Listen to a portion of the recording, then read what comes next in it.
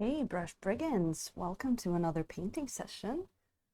We start again back from yesterday. This is still fresh, still nice and wet. Welcome in, Lazar, our good moderator. Today, I think we're gonna finish this guy.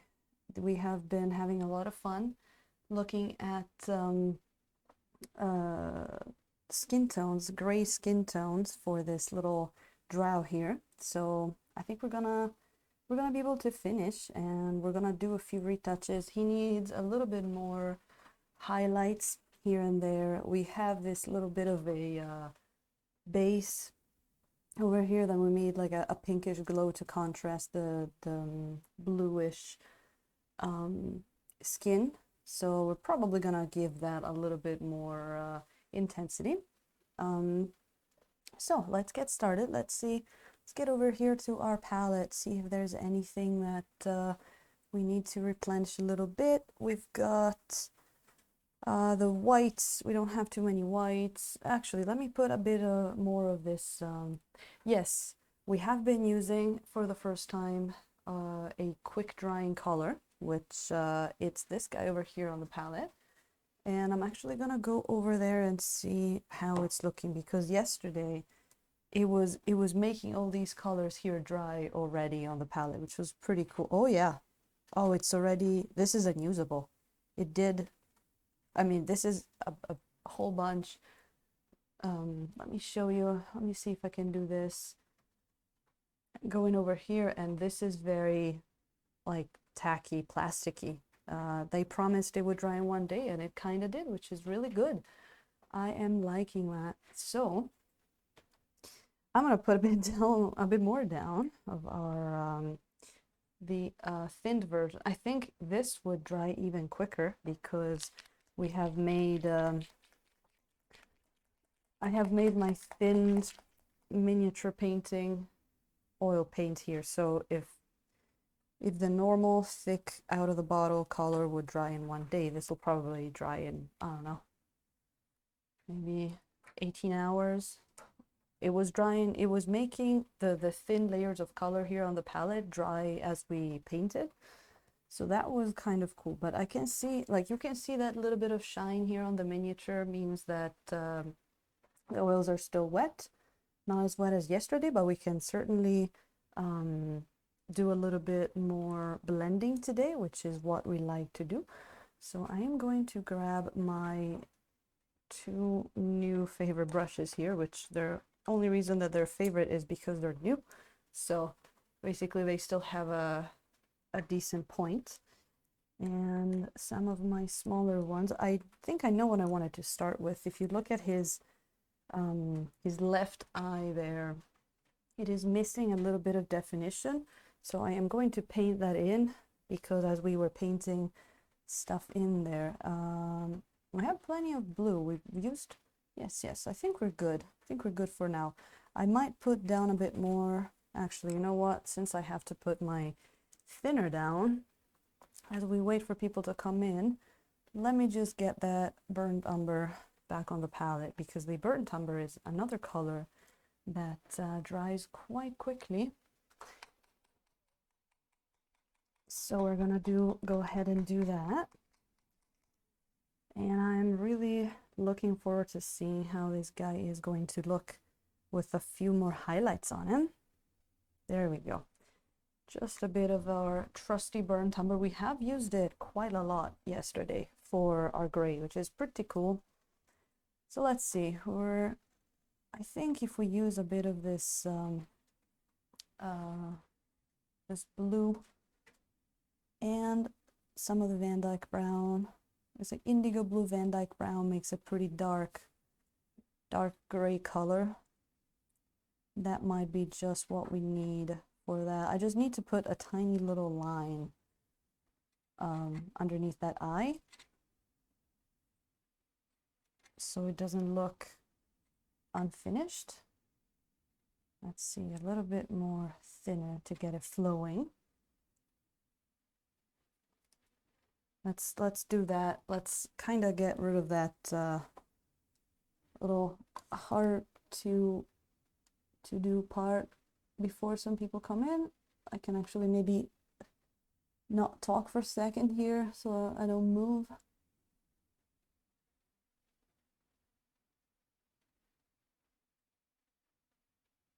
Oh, that is looking a lot better. That is looking a lot better. I think now you can really see that he has an eye. I might have to retouch the other side too, because now it looks like he only put the eyeliner in one eye. So let's go ahead and do that. Just, oh, that's an interesting angle there.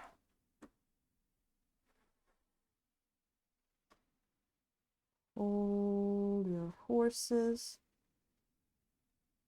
Might need a bit more, paint there, and also we need to clean that little dot that we got on the shoulder, which is very easy with the oils. There you go, it's gone. It's a bit of halo there left, but it's not a problem because I'm gonna go back on there to get a lighter color. And we need to welcome in Ryder. Hey, how are you doing? Welcome to the stream. I hope you're having a good weekend. How are you doing? I was kind of trying to get rid of this first task of drawing the around the eye before too many people came in. So there you go. Hey, Ryder, thank you so much for that. Hey, that is I would consider that a prize for getting the around the eyes right. Thank you so much. There you go. I think that might look a little better. You've got the two eyes figured out now. So we can let that rest a little bit. There you go. So Ryder, how's your day been? Were you over at Wapples' chat before? I think I might have seen you. I might have seen you over there, perhaps. Ooh. Just wanted to get some more definition here in the face, which is pretty important. And maybe even thin down the colors a little bit more. There we go. Well, I am pretty excited about today because it really looks like we can finish this miniature, and then we have quite the queue of miniatures coming up. A lot of stuff that I'm very looking forward to make. This color really wants to go on that shoulder. So we're gonna start our highlight process here by, it's a little counterintuitive, but we're gonna do some dark colors before we put in our light ones. And there we go. Having a nice chill Sunday here, not too much happening. I remember to go get food on Friday, so I don't have to deal with super full shops and people that can only go out on the weekend. So pretty stocked for the day. Can't stay inside. Well, I might go out later. I might go out and grab myself a post-stream pizza. We'll see. If I'm good, if I finish this guy, we might go out and get ourselves a nice stream prize there. Ryder's always over there. Ooh, sculpt. I assume you're talking about sculpting, you know, actually with your hands, not in computer. That's cool. Yeah, I think I've seen you over there, but I wasn't sure because I kind of thought that I've seen your name, but it had like a shorter underscore. So, and we were over there right, like, I don't know, a half hour ago, and there was like a case of a similar name user. So that is nice. It is an awesome stream, which I always enjoy. I'm always over there So thanks for popping in actually, because I think James is still going. So thank you so much for checking out my stream. It is really appreciated. Not as fast as James, but hopefully we did. I think the fastest mini I did on stream was this girl. We did her in 4 hours, and it was kind of like a little oil challenge that I did to see what we could do in 4 hours, and that was a lot of fun. I think I want to do a bit more of this kind of things. But for this guy, it had been a while since I streamed. It had been a few days, so I just wanted to take it easy. Just had some fun. We are also approaching a 12-hour stream, and that's going to be interesting. I'm sorry, just getting a piece of something off of the... There you go. You got all kind of fuzzies getting onto our brushes. So the 12-hour stream is going to be interesting, because I think I want to do something really big for it. Thank you, Ryder. There you go. All right. Just doing some slight, like I'm checking which sides, which parts need a little bit of maybe separation, maybe like darkness, because it is a thing you tend to do when you paint. You brighten up a little bit too much, maybe. You look at the whole miniature and you're like, yeah, you know, that part should be a little bit more in the shade. And then I like getting a little bit of that separation. I don't want to do too much of that, you know, edge drawing, but sometimes it does help. So I tried to reset the camera a little bit so it's a little bit closer to the miniature. And also I devised a system to take care of the focus a little bit better. So hopefully you will have less times where the miniature is completely out of focus, and also where my hand goes, like yesterday I kept like sliding off a screen like that. So hopefully that is taken care of. Hopefully that's taken care of. So Ryder, that sculpting project sounds like a lot of fun. I have not done any sculpting. I have not had any chance to do any of that, but I did one time for fun try sculpting something with like digitally with a ZBrush type of, what was it? I think it was the free version of ZBrush. So it's called a Sculptress, and I don't know, it was one of those one-time things. I got into it and I was like, you know what, I kind of want to I want to try sculpting a beholder for our campaign, and I did. It was a lot of fun. It was not an awesome looking beholder, but I love it. It's my child. It was a lot of fun to make, for sure. Base and terrain, part of all this. Yeah.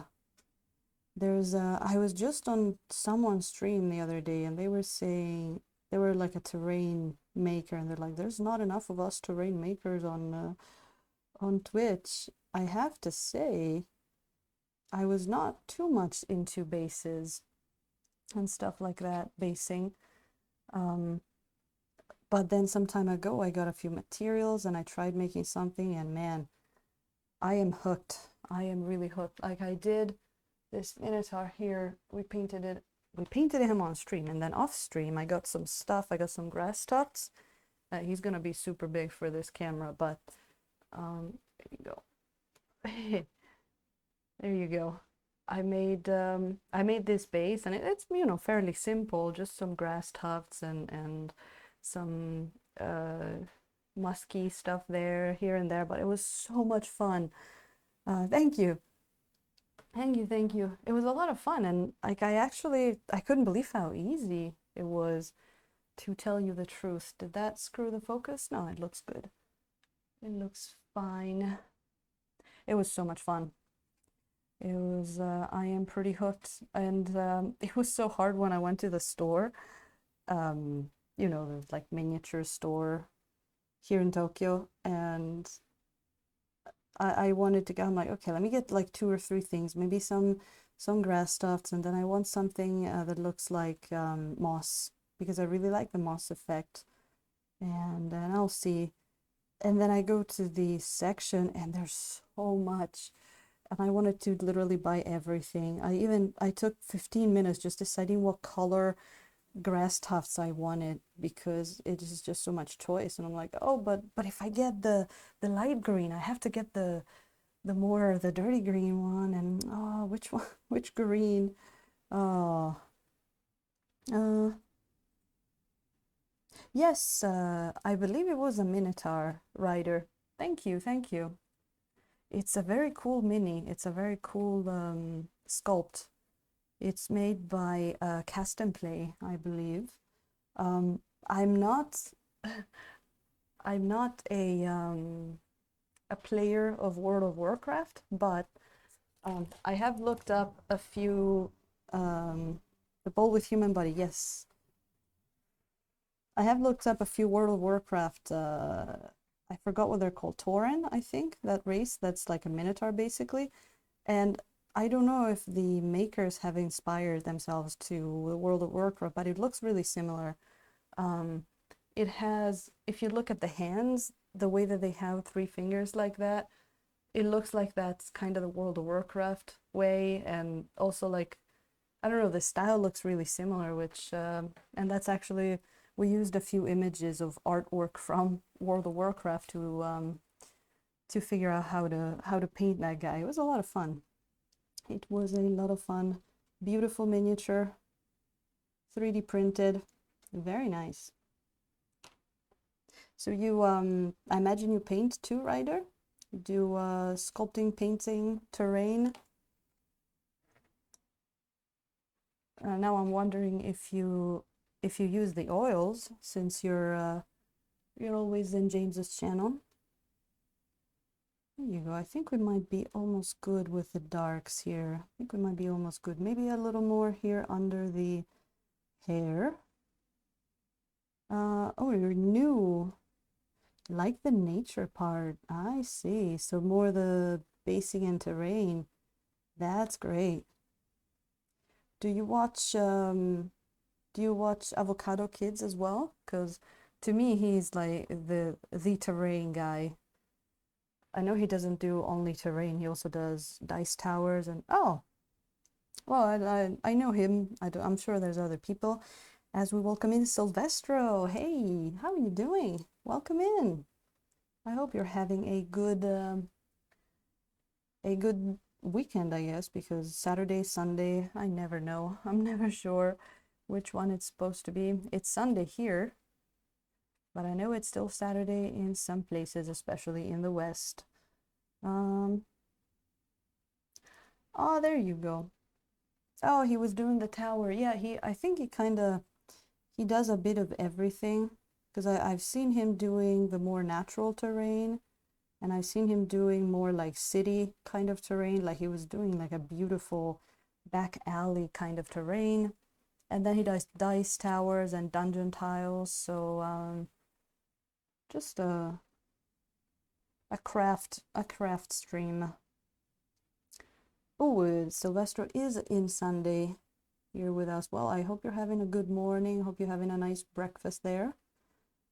I did skip my coffee this morning, but I had a barley coffee, which is good. Every once in a while, I have to get off that caffeine.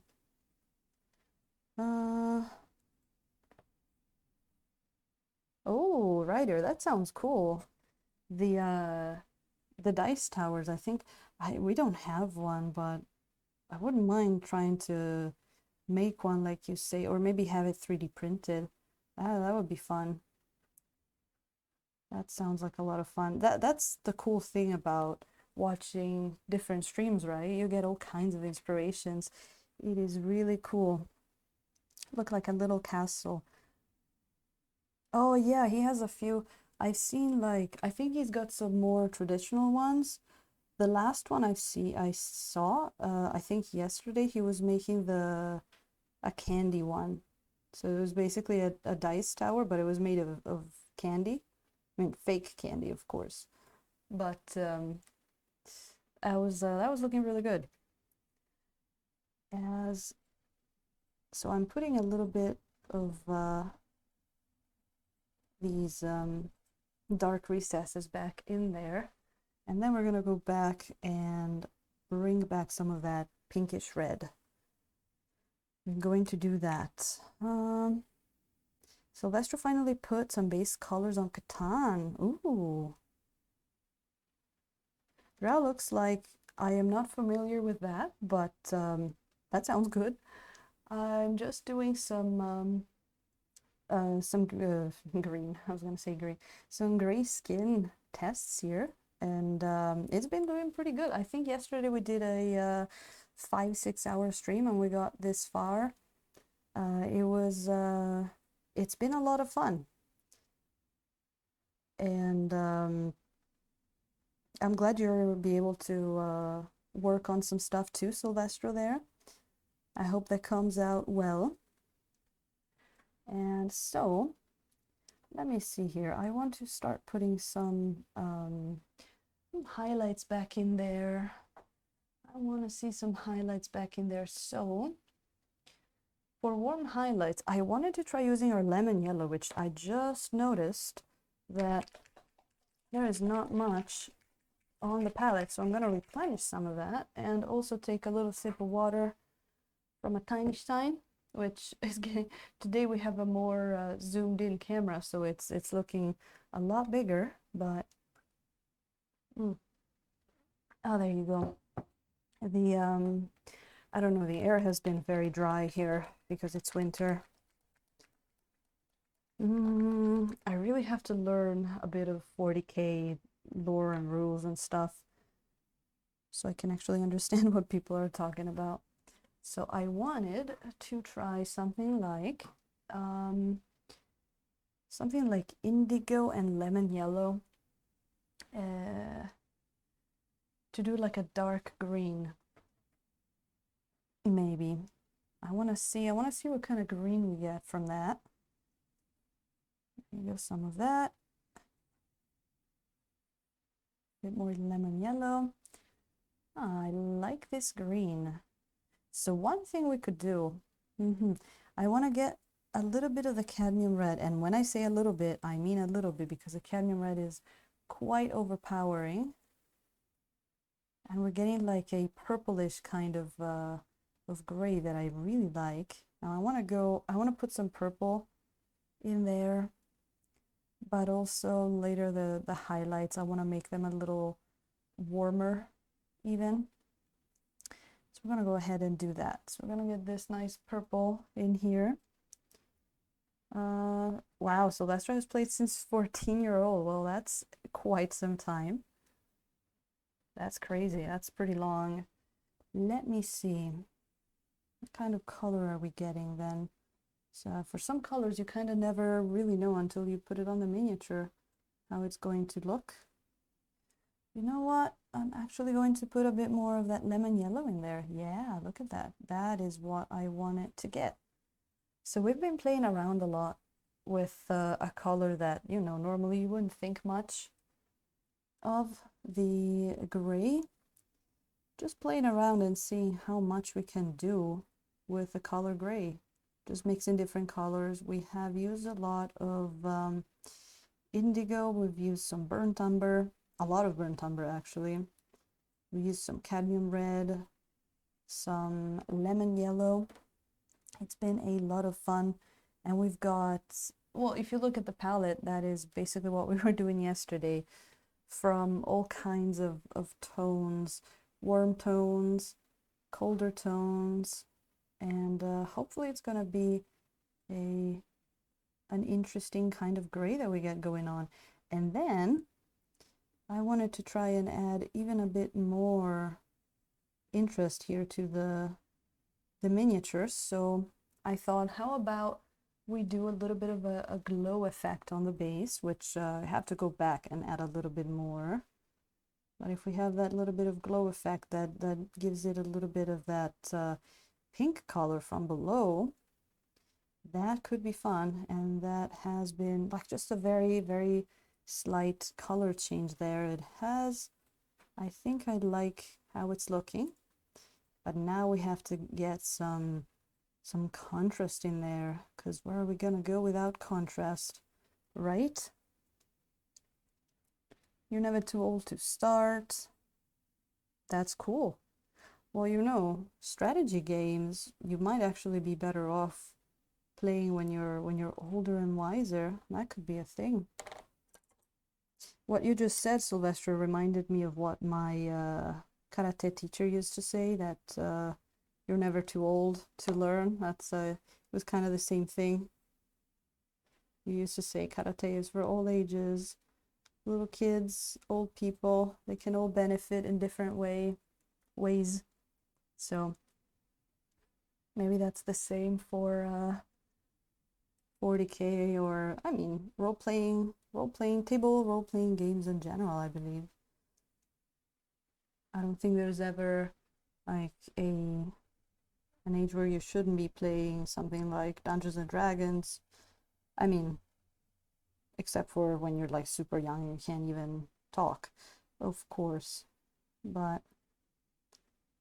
that is really cool. I know here in Japan they've been using it sometimes in companies. They make their like basically they've been using it to help their employees learn English in some cases. I've met some people that told me that they've been hired to do that, like maybe DM a campaign for a bunch of workers, which I thought was pretty cool. There you go. I mean, I don't know how much the word magic missile is gonna come up in one of those business meeting, right?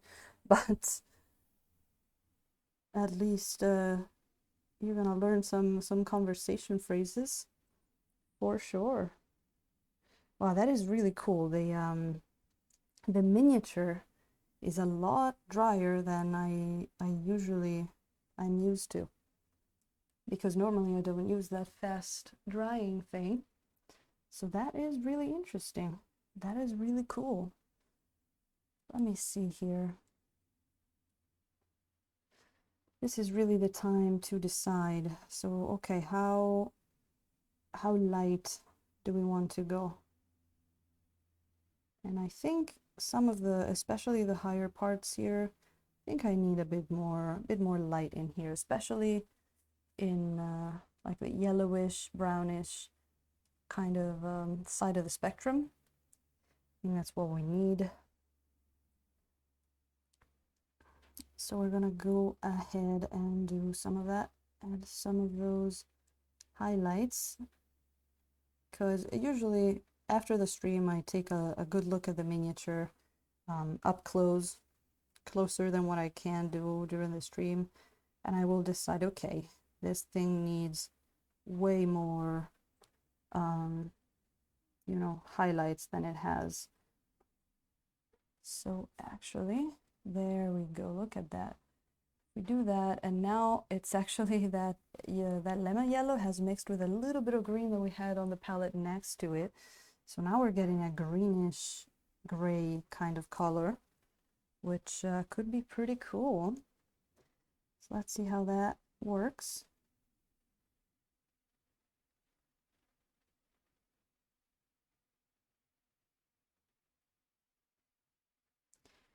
Do you guys have games going on at the moment? I really hope that people have been able to maybe restart their games or find new games or stuff like that. I think that's really important. I'm lucky enough that I have an ongoing game at the moment, which is a lot of fun. Helps keep the sanity in check with all the work stuff and the shenanigans that happen all the time. So that has been nice. There you go, just adding a few different colors to those highlights, making them a bit more interesting. And this is kind of a tricky part to show on camera maybe, but let me see.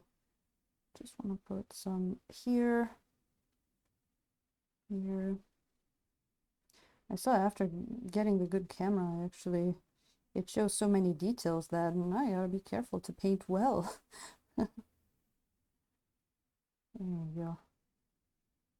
Like, I can actually see more from the camera feed than my live perspective on it, which is pretty funny.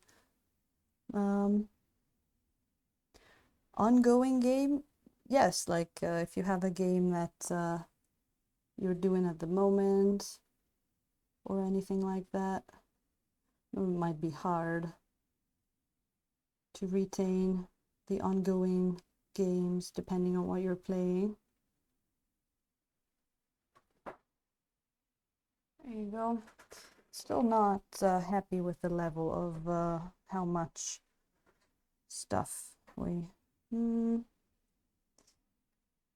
Where's my brush? Let me try a smaller brush maybe. See if we can get a bit more of a highlight going on in there. A bit more. Even like yellow. There we go. Oh, that's what I'm talking about. Just start seeing that big contrast up there. You can even just put some paint on it and then come back and kind of, you know, blend it. This brush has started splitting, of course. There you go. So let's get a bit more of that going here. Maybe in a bit we can look at our reference images as well to get an idea of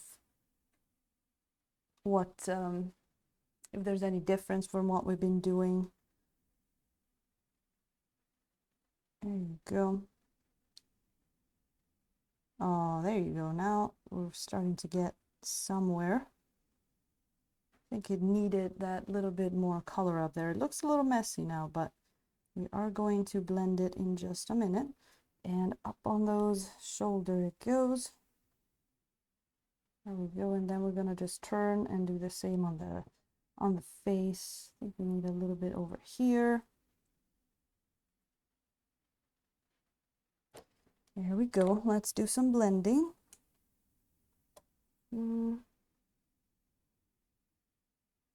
I love being able to just blend the color I put down.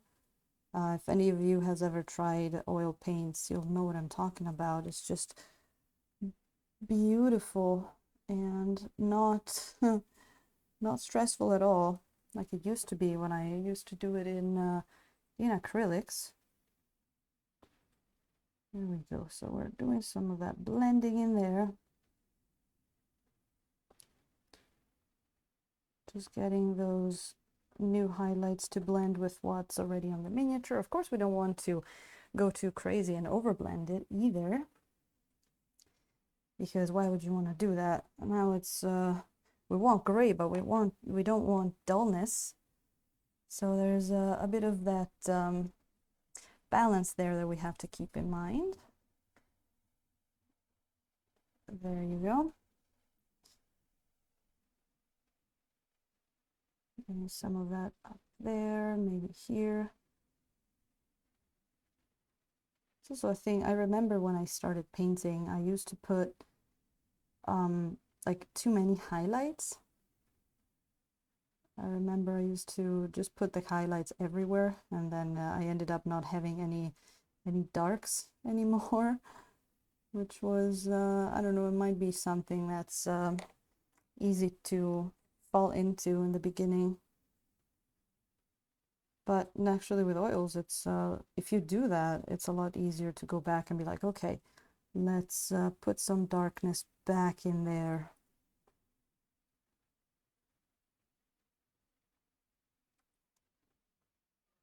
There we go. I think I want a little bit more over here. Oh, look at that. Nice. I think this is the first time I work on gray skin with oils, actually, which is has been a lot of fun. I mean, I always have fun when I work on any kind of skin tone. So I was not surprised that even gray skin can be a lot of fun. But it was a lot of fun to figure out the color mixes. Because I don't have many grays in actually, like, in terms of paint tubes. There you go. Oh, what's in there? A little dot. I think we're starting to get a little bit more of that that contrast up there. Oh, Silvestro, really? A failure in what way? Like, did you get the wrong kind of gray, or did you end up screwing up the highlight ratio or something like that? Oh, we love to hear about some failures. Failures can be fun in that you can learn from them and become a lot better. I mean, we had one the other day on stream. I don't think you were here, but we learned in a very interesting way that the Migemo primer should not be brushed on, because you will get something very slimy and impossible to paint on. It's a highlight. It was a lot of fun, but boy, was that a train wreck. That was something. So I am all for failures. Failures make you stronger. Hey. Oh, thank you, Ryder. Thank you so much again. That's super appreciated. Catching all those bits. All right. So I made a slightly different gray now. I added a little bit of brown.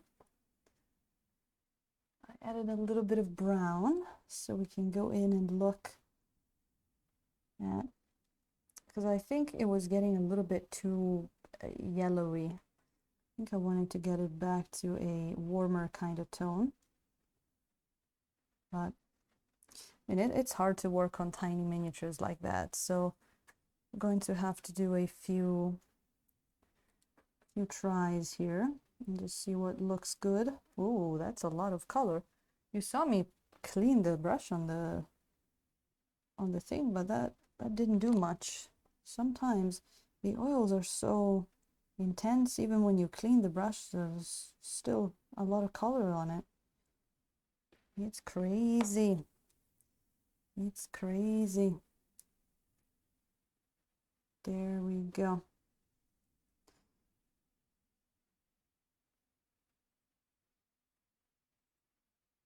So we're not going to touch those nipples much, because I really liked the work I did on them yesterday. But I do want to bring a few more highlights on the surrounding areas for sure. So that's what we're going to do. Some blending, some smoothing, some adding of colors. Yeah, look at that. That's nice.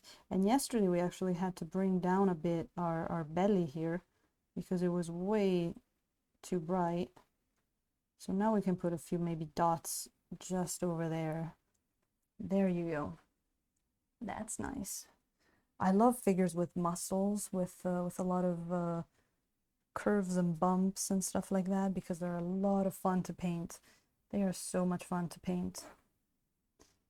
What do you got here? I think we can do a bit here, this part, and the top of the shoulder we have. Yeah.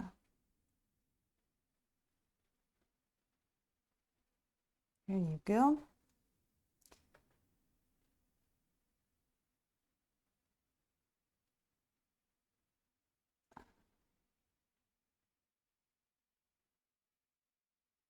So I hope it is not being too cold or too hot, depending on what part of the world you are in. We got all kinds of people from Alaska to Australia, so you never know what kind of season people might be going through at the moment. We just had a few colder days, finally got colder, but I was also able to go out and see some beautiful plum blossoms the other day, and it was quite warm. It was very nice. I was super surprised that it was so warm in February, because usually February is the coldest month of the year, but this year I have to say it has not been too bad. Of course, March can also be one of the coldest months of the year. I think some of the coldest that I have ever been was this time I was out. It might have been, it has to have been the end of March, because I went out to take pictures of the cherry blossoms, and I was with a friend, and we literally freezed to death. Like, I had to wear gloves at the end of March. It was so cold. We were out in the morning, and by something like 11, we literally have to get into a random bar and just get a hot drink, because we couldn't. It was too cold. And then it basically, that's seasons in Japan. It's too of whatever. It's too much of whatever it is that the season is. Too cold, too rainy, too windy, too hot, too humid, or too dry. Because of course we can't, can't be missing on anything. So we have both dry winters and wet summers, which I have to say I do prefer the way they are, because I wouldn't fancy wet, cold. I would not fancy that, I have to say. So I'd rather have wet summers than wet winters. But still, we could also have some normal weather from time to time. That wouldn't be bad as well. But I guess not. Has always to be intense. Always has to be intense there. There you go. Oh, I think I'm bringing the level of color up a bit here. Bringing the color up, because he was looking a little bit like not too, like there wasn't too much color on him, so we needed to bring a bit more color up on there, and we are still keep doing that. Maybe even adding a bit of that. Ooh, how about yellow ochre? Just a tad of that yellow ochre in there, which of course is always too much. Just a bit, to get it even warmer. And then I'm gonna clean the brush quite a lot, and we can see, let me look at his face. Let's see if we can get some more highlights here, starting from the ears. Oh, Ryder, I am playing a game called Hackmaster. Basically, it's a tabletop role-playing game like Dungeons and Dragons. It is just a lot more deadly, and my friends and I have agreed on a description, in that Hackmaster is the game that you play when you're tired of your D&D characters to be alive all the time. So that's kind of what I'm playing at the moment. It has been a lot of fun. I am at my second character, because the first characters we made, basically they all died in a huge TPK, or total party kill, and we were killed by wolves, not monsters, not goblins, not even dire wolves. We were killed by regular ass wolves. That is how deadly that game can be. One of our players is actually at his third character, because his paladin did sacrifice himself to save all of us. So it's been a lot of fun. If you are into any of those role-playing games, I would encourage you to check it out. It might be something that a lot of people might like. I know that not a lot of people know it, so but it's a great game. It has a wonderful, extremely wonderful combat system that is second based and not turn based, which is so cool. It flows so well. There is no waiting around. Everybody can just act in real time. You can do combo actions with your party member. It is great. I loved especially the combat. It is a little rule heavy. There's a lot of rules, but I think the way we did it worked pretty well for us in that we learned most of the rules and then we kind of like introduced them, new ones, as we went on. So that really helped kind of learning the game instead of just putting everything in and not being able to remember anything. So that has been a lot of fun. Really, really cool game. That is my recommendation. I have played a whole bunch of Dungeons and Dragons too. The thing I'm missing is the whole you know, Warhammer world. I'd love to maybe even try playing or at least look up some rules and some lore like I was saying before, but I never had the chance to play with someone, and it's even like it's pretty big here in Japan. There are official Warhammer stores and all that, and there are people that play, so I think if I wanted to get into that, I'd probably be pretty easy. In fact, probably be easier than getting into something like Dungeons and Dragons, apart from the fact that maybe you need a bit more startup money. Perhaps. Oh, look at that. We are really getting some of that highlights. They're really getting them started. Sorry, brain sometimes doesn't know how to process words. But look at that. I think that is starting to look pretty good. We might have to do a few more things in the face, because the face has to be the center of the attention there. Yeah, Ryder, it is pretty nice. It's a lot of fun. It's a lot of fun. It is not for people that just love to be super powerful and like very like superhero kind of thing. It is not for that kind of people. It is not for min-maxers or you know, just people that love doing stupid things. If you do stupid things, you'll die in that game. That's basically how it works. Oh,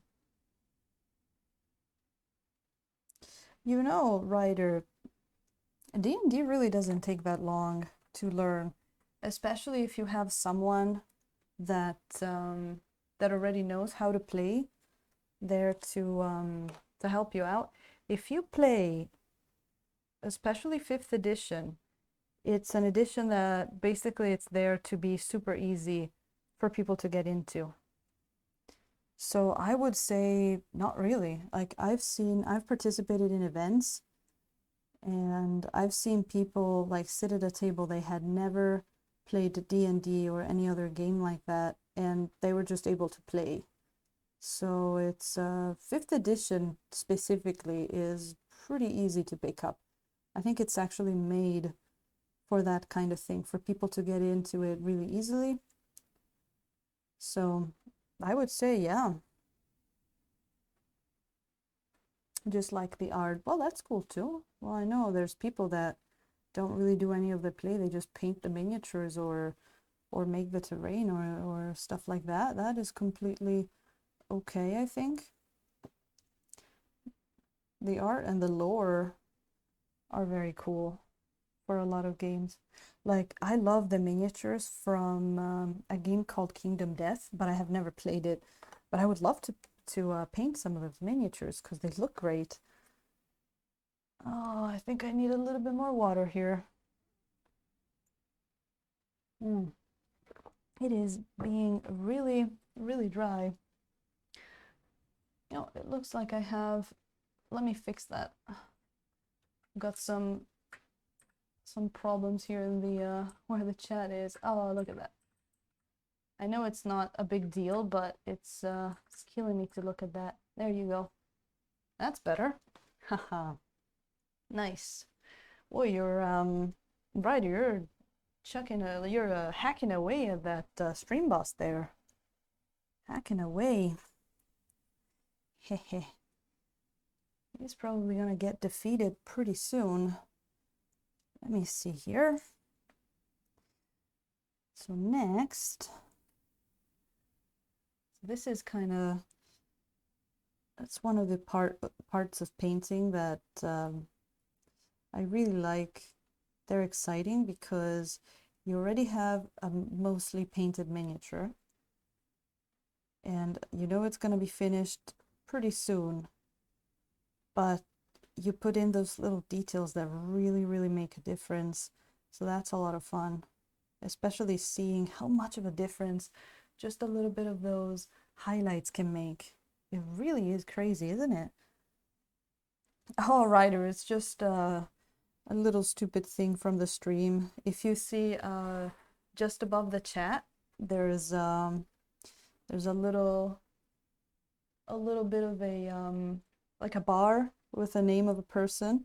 That's called the Stream Boss. It's just a game that that Streamlabs has where if you donate or use bits or subscribe or follow, it basically it attacks the stream boss, and the person that defeats the stream boss becomes a new stream boss. So I think a few streams ago, the user called Aaron J. Bang, actually, I think he did a donation and he became the new stream boss. So I thought that was a kind of like a cute thing to have. Not too invasive for the stream. It doesn't like go all over the screen with notifications and stuff. It's cute.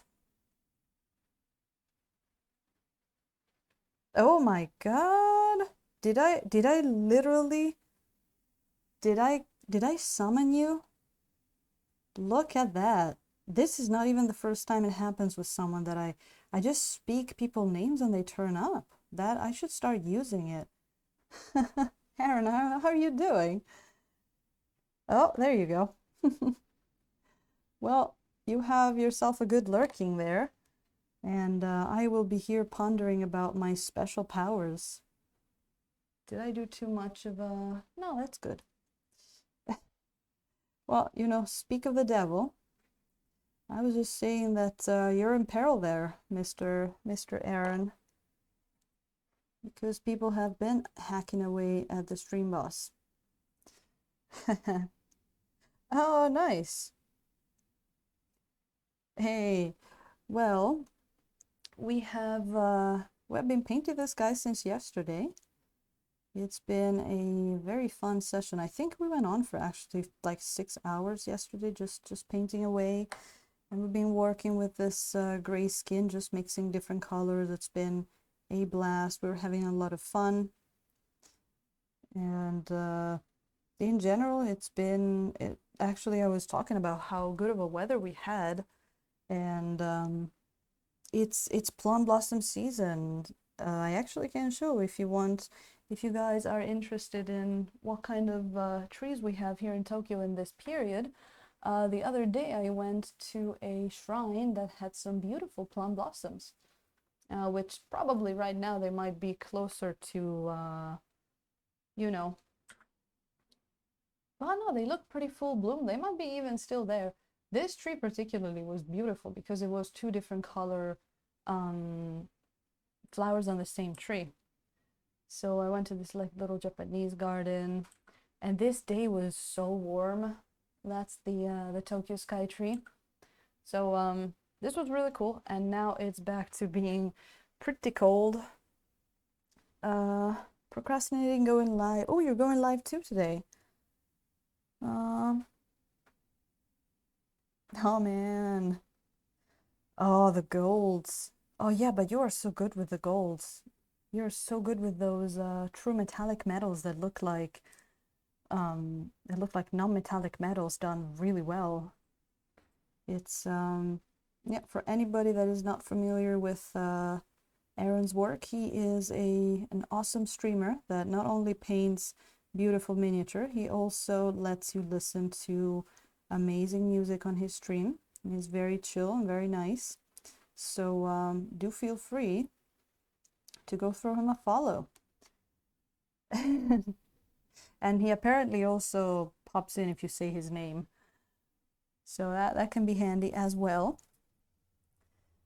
Well, I hope you get the motivation there. And he's cute and fluffy. That's the next thing I was gonna say. You ruined the punchline.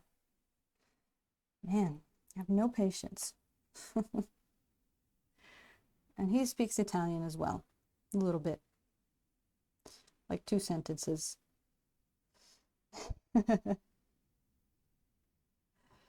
So yeah, I've been fiddling with the camera a little bit to get a bit of a better, like more zoomed in experience. So I think I'm pretty happy with the level of HD quality that we get on this butt and these nips here. I think I'm pretty happy. So yeah. Wait, does Silvestro stream as well? I am not aware of that. I know they work with stuff because they were just telling me about some of the stuff they were doing. But if Silvestro streams, I would love to give them a follow. There we go. Putting some more of those highlights. We're in like highlights land at the moment. Oh, not streaming, okay. Zoom is good. Thank you, thank you. I am glad. I would like to make it even closer, but I think with this camera, this is probably as close as we can get with the zoom capability, because the lens is not a very... Ooh, Ryder, look at that, hacking away, making that doctor sing. Thank you so much for those bits. That is super, super, super appreciated. Thank you so much. So if you've seen, you actually lower the health. He's at 890 instead of 900. That is really funny. Okay, so Aaron, if you're still there, thanks for being in. Well, I was just talking about this guy before, but thanks for coming in when we were having some fun at the train wreck here.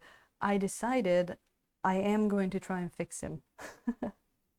I am going to try and fix him at some stream. Yeah, there you go. I did rename him the Ettercrap because you know, for obvious reasons, and then under suggestion of another fine user, the fixing stream is going to be called Better Cap. So believe it or not, this thing is dry. He is a dry. There's no, you know, paint is not coming off, but it looks wet, which is also another name we thought of. It's a wetter cap. But oh man, this this was fun. This was fun and interesting and instructive. So I did go back to just airbrushing the primer on. Oh, Ryder, thank you so much for coming in, and thank you for that. You have yourself a beautiful night, and I hope to see you soon, either here or probably in James's stream. Thank you so much, man. Oh, yeah, I believe an Ettercap is a D&D monster, so probably, because Neverwinter Night, it's a Dungeons and Dragons game, which I have played. One of the very few video games that I can say that I have played. But yeah, you might also recognize this one then. Do you know what this one is? We have painted this one with the same color scheme as the monster manual, and this one was a lot of fun as well, and it didn't fail. But yeah, so the Gnostic, exactly. Um, but yeah, Aaron, I went back to airbrushing the primer and no problem, super matte, no problem whatsoever. So it must have been that that primer really does not like being brushed on because oh boy, that was something. So that said, let's go back to our highlights here. Uh, oh yeah, oh yeah. I don't know. I went back and forth with some people. There was one person that said that they do brush on the same product. We even checked like the product code and stuff like that. And he's like, oh, I brush it on and it's fine. But now I'm thinking maybe that person was using acrylics. But I mean, nevertheless, it does say on the box that it is quote unquote best air used with an airbrush. So, you know, I went, bad Stila, slap on the hand. Don't do what's not written on the on the box and just put it away there for the moment. But I am going to try and see if maybe we can fix him. It could be different strokes for different folks. Yeah, exactly. It could be one of those nice streams where I do some of those staining experiments with our barrel lollipops. When I do those oil staining experiments, and maybe we try to save the editor cap, turn the editor cap into a better cap, something like that. That could be fun. I am not ready to lose my child yet, so. But yeah, this one has been super fun to paint. And Aaron, do you have a favorite thing to paint? Like mine at the moment is hands down skin tones, and I think closely followed by both freehand and object source lighting. I think one of my least favorites might be I don't even know, but like I have mixed feelings about metals, metallics. That's why I always talk about yours too, because they're so good looking. And I'm still I'm still not sure about which metallic I am. I think right now I'm leaning more towards the non-metallics, but I don't know. I feel like I struggle a bit with those, but that's why I want to do more of those in the future, because I think if I get better at them, then that I'm gonna like them more, of course. Exactly, Silvestro, exactly. That is exactly it. That is why I was not too fazed about the quote unquote fail of the painting of the editor cap, because it was just another way to learn, and it was actually we were having fun and laughing at it. So that is, you speak the truth. You do speak the truth. Might have to go back and darken that a little bit, maybe. Or maybe, you know what? We're gonna put some of the pink light on there. Um, Love inking and glazing. Ooh. Oh yeah, the glazes. I like the glazes. Like magic. Feel like an illusionist. Extreme highlighting. That's interesting. That's an interesting response. See, I'm always learning something. I like that. That's cool. Oh, thank you, Aaron. I'm really glad that it came out looking that way, because I was genuinely like having fun. But you never know how it looks, how people perceive things. So I am glad. I hope people had fun, because that was was a lot of fun. It was, it was more fun because I did it on stream. Because if it had just been me just me painting and that thing happening, it would have probably just ended with a few selected curse words and then that's it. But since we had people there, we could actually laugh at it, and it was really cool because we were going back and forth and just trying to compare our experiences with the primers. It was so cool. It was like a collective experience there, and I made it the whole thing a highlight, so that is there to stay, to be enjoyed by the generations to come.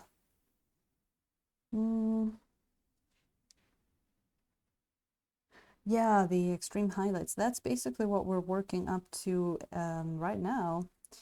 Those really make a difference, don't they? And I remember it's one of those things that once you're painting it, it almost looks like you're doing too much. And then maybe you let the miniature sit for a bit and you're like, no, it looks too dull. I have to go back to it and do more. So we are definitely going to do some of that. I guess I would just calling it like some contrast highlighting or contrast. But yeah, it's really cool. And then you do more of that the more you go up in the the facial area, because that's where you want your attention to be usually. Yeah, Aaron, it's really cool, and it's cool to see your miniature pop literally while you're painting it. You do these little things like adding these dots like I am right here, and you're like, oh wow, that changed so much.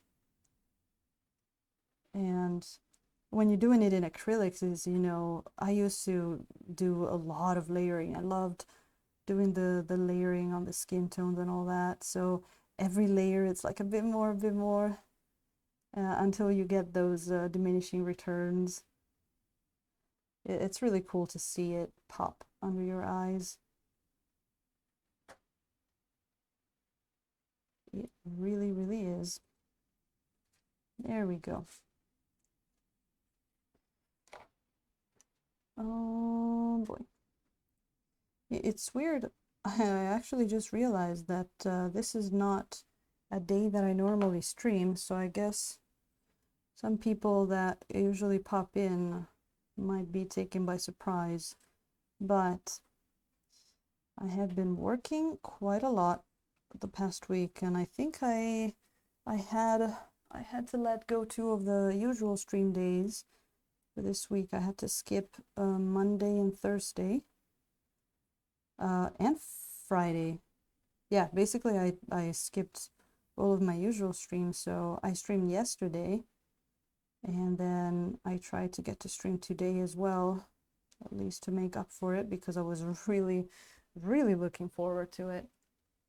So yeah, oh man, I need more water. Haha. That goes along with inks and glazes, shades. Oh yeah, because I guess that makes that that contrast, right?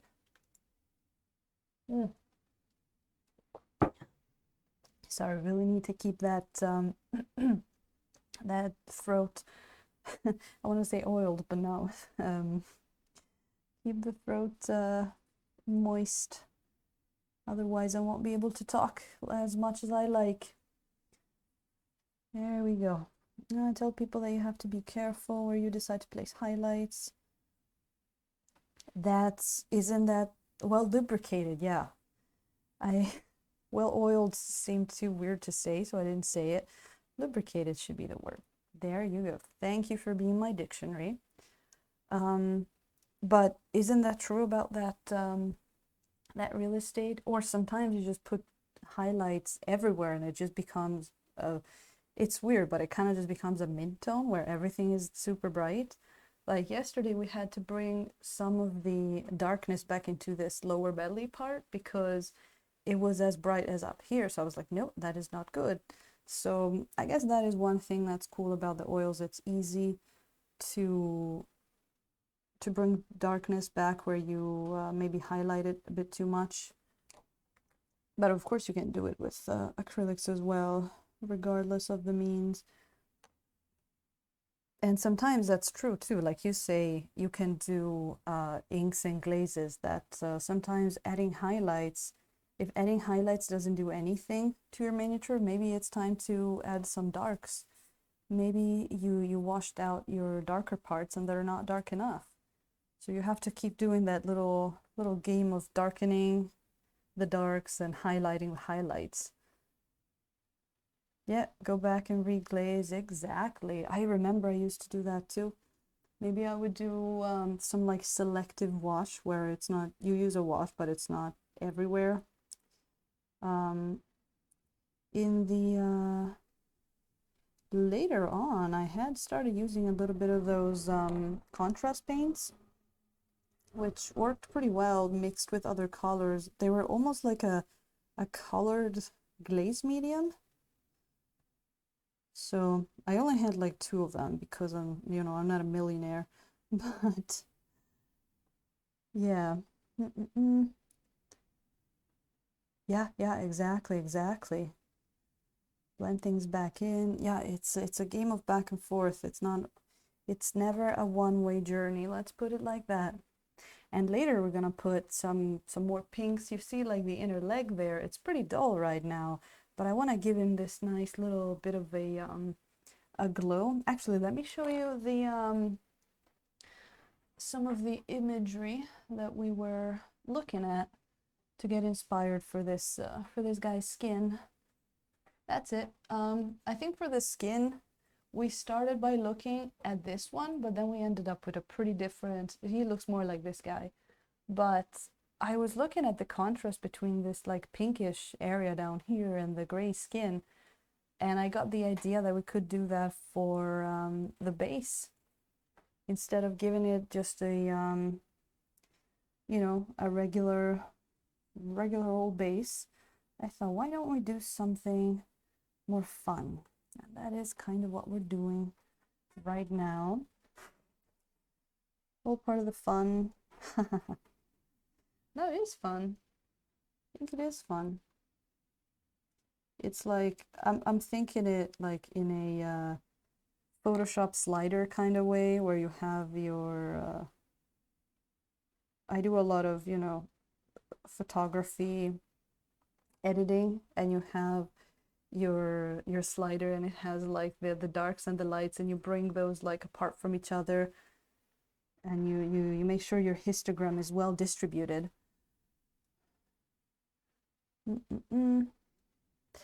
Aaron, not in a painting kind of way. The most art kind of background I have is photography. So that doesn't do much for being able to use paints or painting. I can't really draw or anything, but I think with what the photography is good for, it really helps me with the understanding of where light goes, where shadows, how shadows act, and you know, the difference between warm and cool light and stuff like that.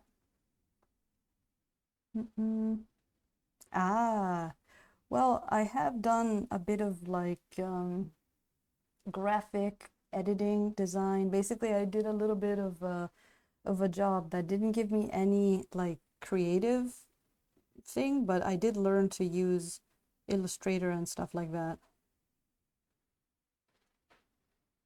And I do love to do that color picking thing that you just saw in that image. Usually we have like our little routine that we're starting to develop, where I will do the first like pre-glaze here with the oils, and then we have to let them sit, and then we just go over to our image references and I start picking some colors, and we might not even end up using them, but it's really cool. For me, it really helped understanding when I was starting, like what kind of colors should I use? Like that thing in that image that I want to kind of imitate, it looks like an orange, but when I clicked on it, it's actually, you know, it's actually a brown, stuff like that. So that is fun. Oh yeah, that is a lot of fun for me, and some people have said that they like it too, so that is all the better. That is all the better. So, Might have to put some more highlights into his this guy's attire as well, because I mean we got a pretty nice skin leather effect going on, but I think it could use maybe a little bit more saturation on it, with more reds going into the orangish brown of the leather, something like that.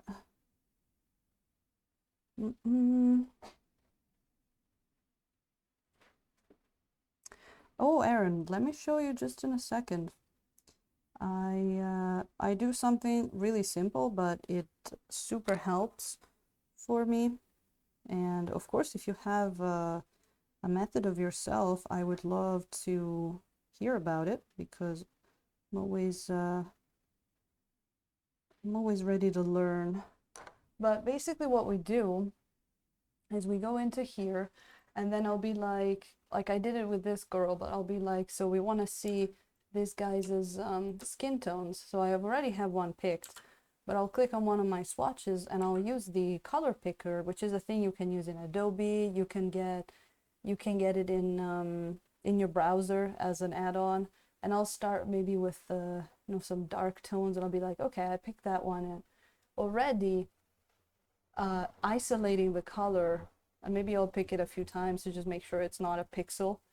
But isolating it is like, okay, I can already understand a bit more what kind of color it is, and then by getting this thing in, it kind of gives me an idea a little better of what color it is.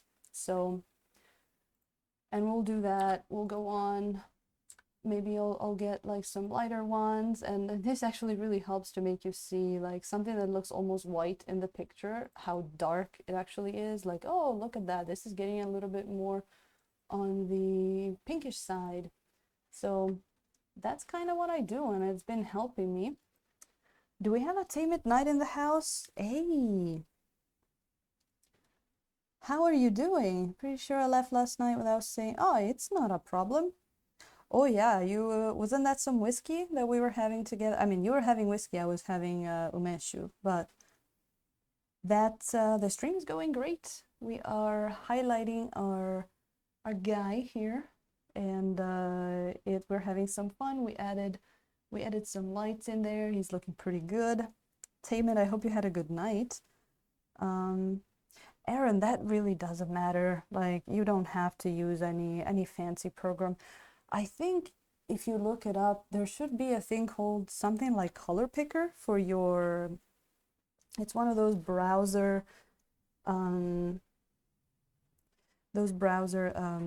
add-ons. The color picker, what it does, it gives you the basically the hashtag with a number code of color. So if you put that into any like color, wheel or color picker, it should give you that color as well. So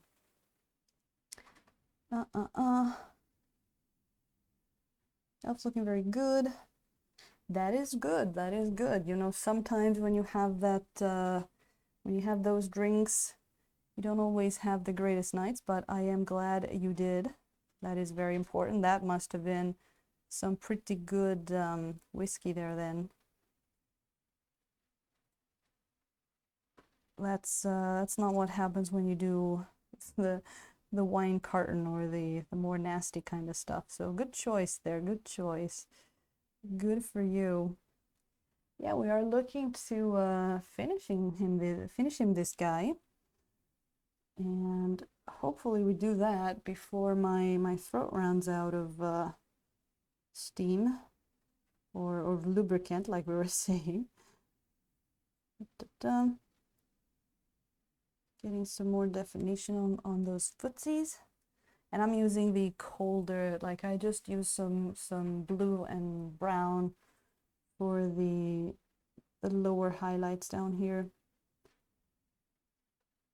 There we go.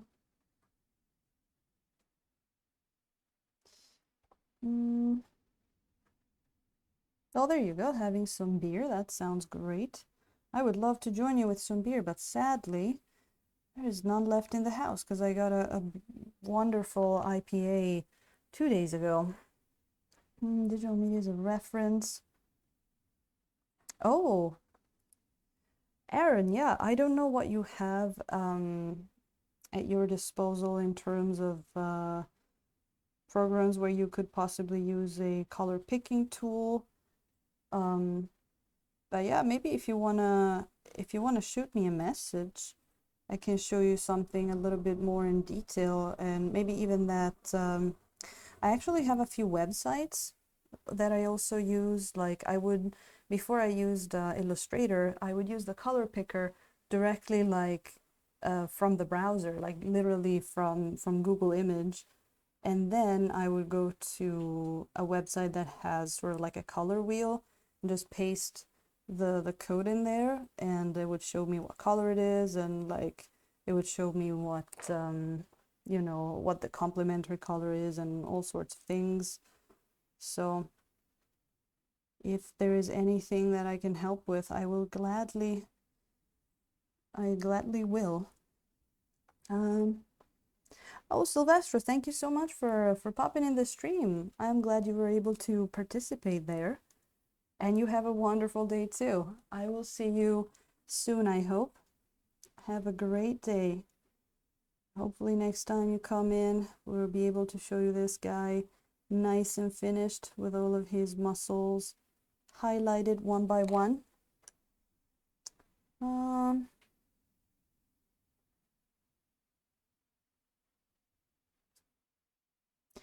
there you go. Probably a photographer might be able to give you some insights there. But if you need anything, just feel free to shoot me a message. Do you do photography too, by the way?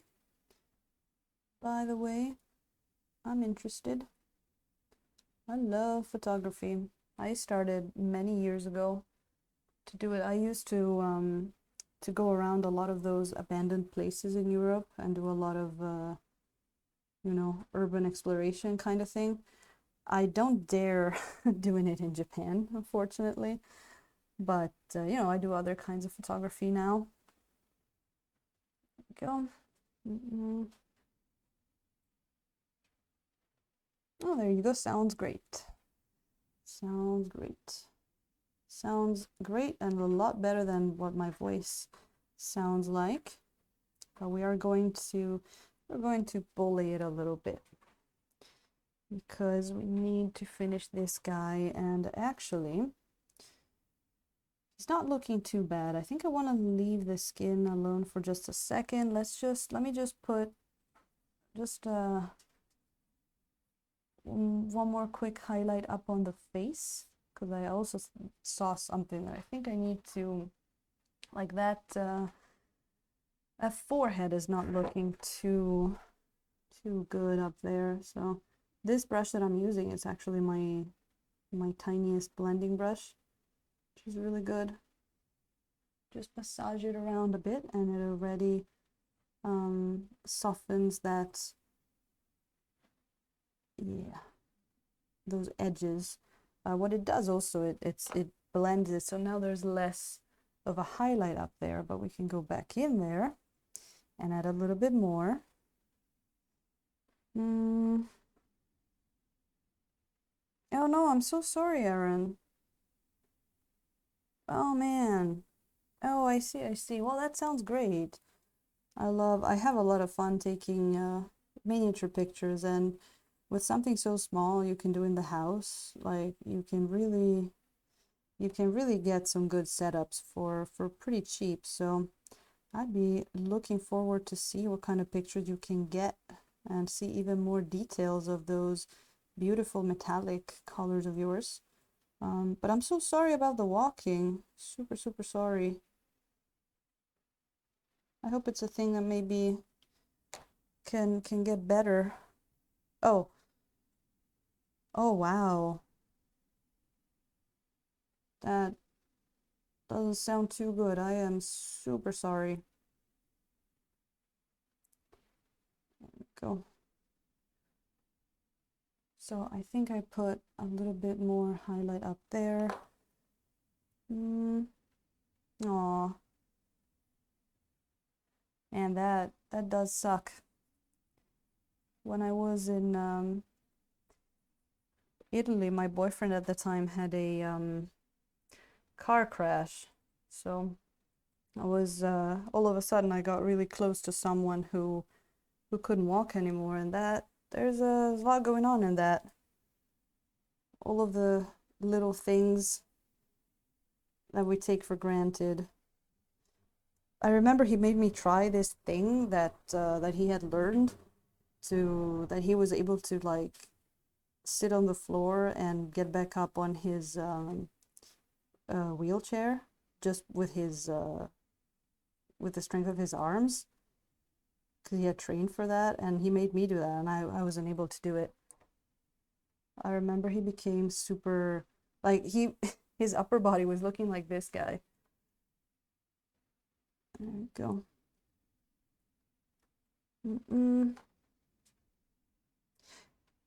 Yeah, because this guy got like he couldn't move from like the waist down, so he had to get all strong up on the upper body.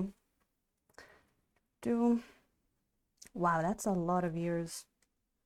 That's a lot of years. I I'm sorry, but like I did get a bit of a flash in my mind about a certain South Park episode about the little kid called Scott Malkinson, but never mind. Uh, there you go. Just saw something there on the above the eye.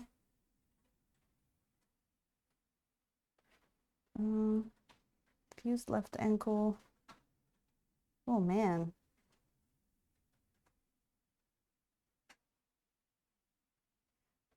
That sounds pretty bad. That sounds not too fun. So I hope that things like the miniature painting can actually be something that you can enjoy regardless of, being able to walk or not. Uh, Sometimes I think too, like, I really hope I don't get something like, very bad eyesight and stuff like that that would prevent me from painting minis, because that would suck. But, humans are also very resourceful, so maybe we'd always find something to do. And watch South Park. Yeah, I think that was a maybe a newer episode. They made an episode just about the little kids with diabetes, and I actually have trouble watching it because I can't really see oh, what are they called?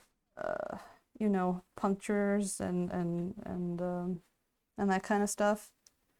So he does it a few times, and all the time I'm like, um, yeah, I bet, yeah, yeah.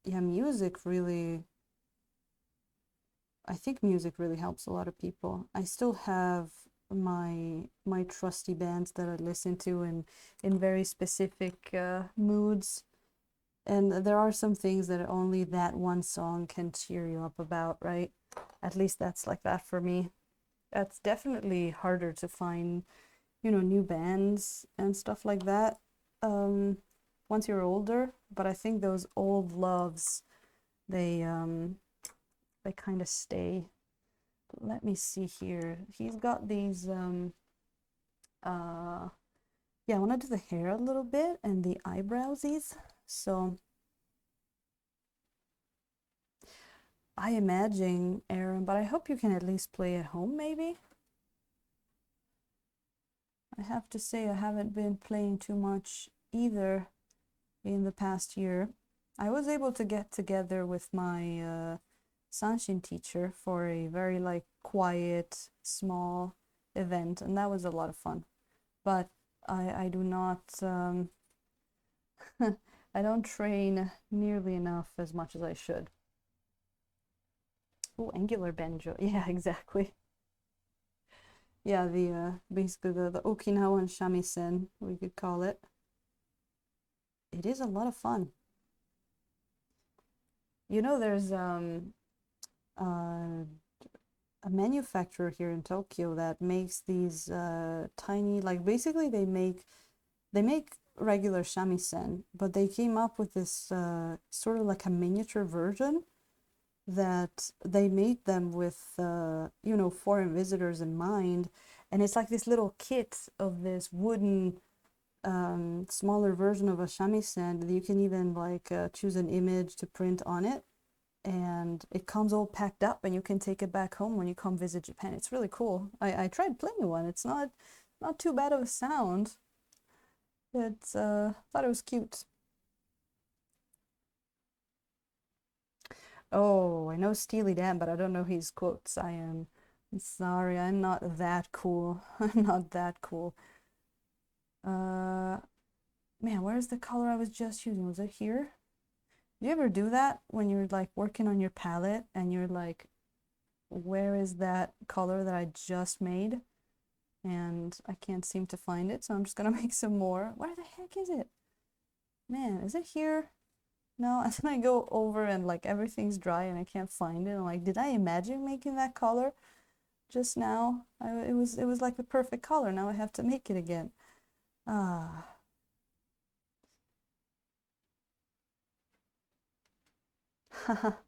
Oh. Yeah, well, they have some quite interesting instruments in China as well.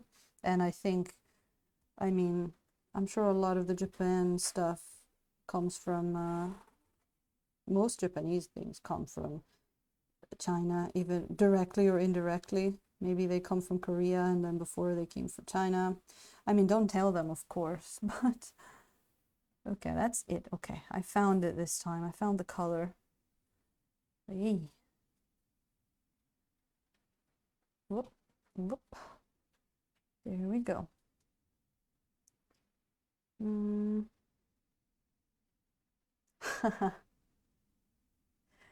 Yeah, and I guess that's true. Maybe I had this problem less too when I was using acrylics. Now that you're mentioning it, I don't really remember it happening much with the acrylics. Because maybe too, the colors are so much more separated. I wouldn't really mix them as much as I do with oils. It's just a different way of using it. So yeah, but with the, you know, the palette here, it's like mixed, all kinds of color mixing. So it's sometimes I'm like, where the heck did I put that color? And there's not really, they don't really go runny because it's not a wet palette. But oh, I was so proud of my homemade wet palette. It worked so well. Sometimes I would leave the colors in, you know, for a few days and then you can still use them. But sometimes something would happen and I wouldn't paint for like a week. And then I would open them and they wouldn't smell too good. Let's leave it at that. I would grow some flora and fauna in there. Little ecosystem would sprout up if you'd left that wet palette in there with the lid on for too long.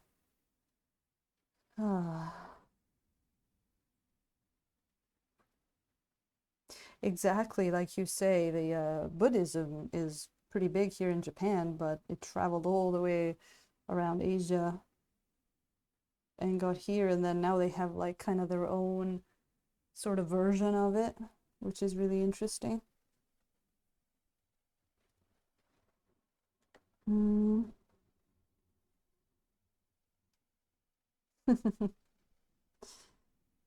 Yeah, where there's water, there's all kinds of bacteria. I actually really learned it or realized it when I started getting, I know it's weird, but I some time ago, like maybe a year or two, I got into making my own cosmetics, like simple stuff like moisture cream, what is it called, like lip balm and stuff like that. And I actually started looking up how to learn formulas and that kind of stuff. And I quickly learned how bad water is in a way, because if you don't put if you don't use some kind of preservative in your formulas, like water will just, you'll get all kinds of molds and fungi and bacteria and stuff.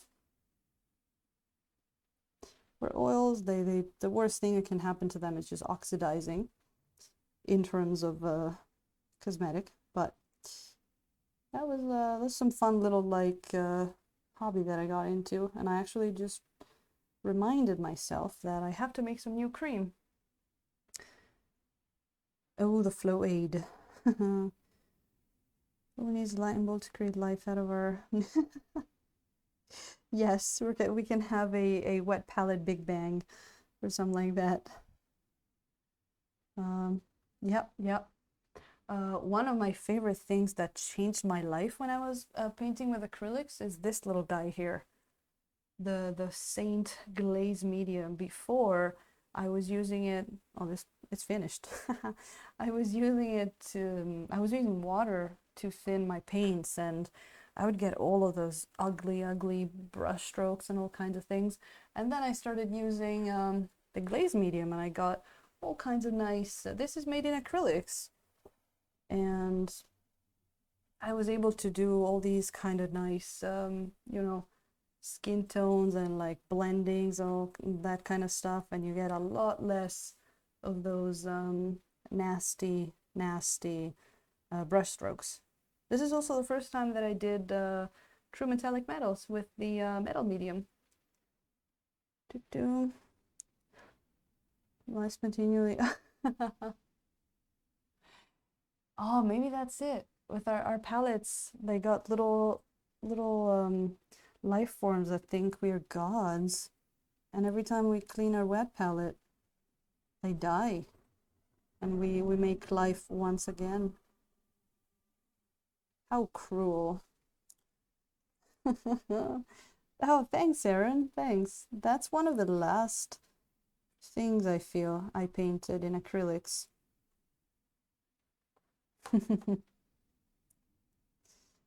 Yeah, that sponge I used in the wet palette, that sponge could tell you stories. Man, it used to get so nasty that, like, usually, you know, you give it a good wash, maybe with some soap, even some dish soap I think I used. But sometimes you get to that point where it's like, I don't think washing it with soap is gonna do anything. I think. Oh, and I had the weirdest thing when I started putting together my wet palette. I could not find one of those sponges that you kind of use in a wet palette, right? And I'm like, come on, like they're used to clean and all kinds of things. And apparently they don't use them too much here. I just found like one store, like a dollar store that had them. And I had to kind of like hoard a few because I didn't know when I was gonna find more. It was really funny. Felt? Oh, really? Because I don't have one. No, I used to use the one that's sort of like, it'll be like maybe this thick, and it's got like you know, the little holes in it. It looks like an actual sponge. I used to use that one. I don't have one handy, but I tried other things. I even tried just you know, like kitchen paper. That didn't work too bad, but it got dry pretty quickly.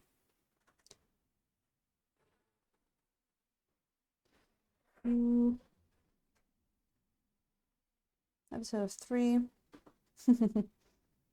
By Master Son? Oh, I have no idea. I mean, it was probably some Japanese brand.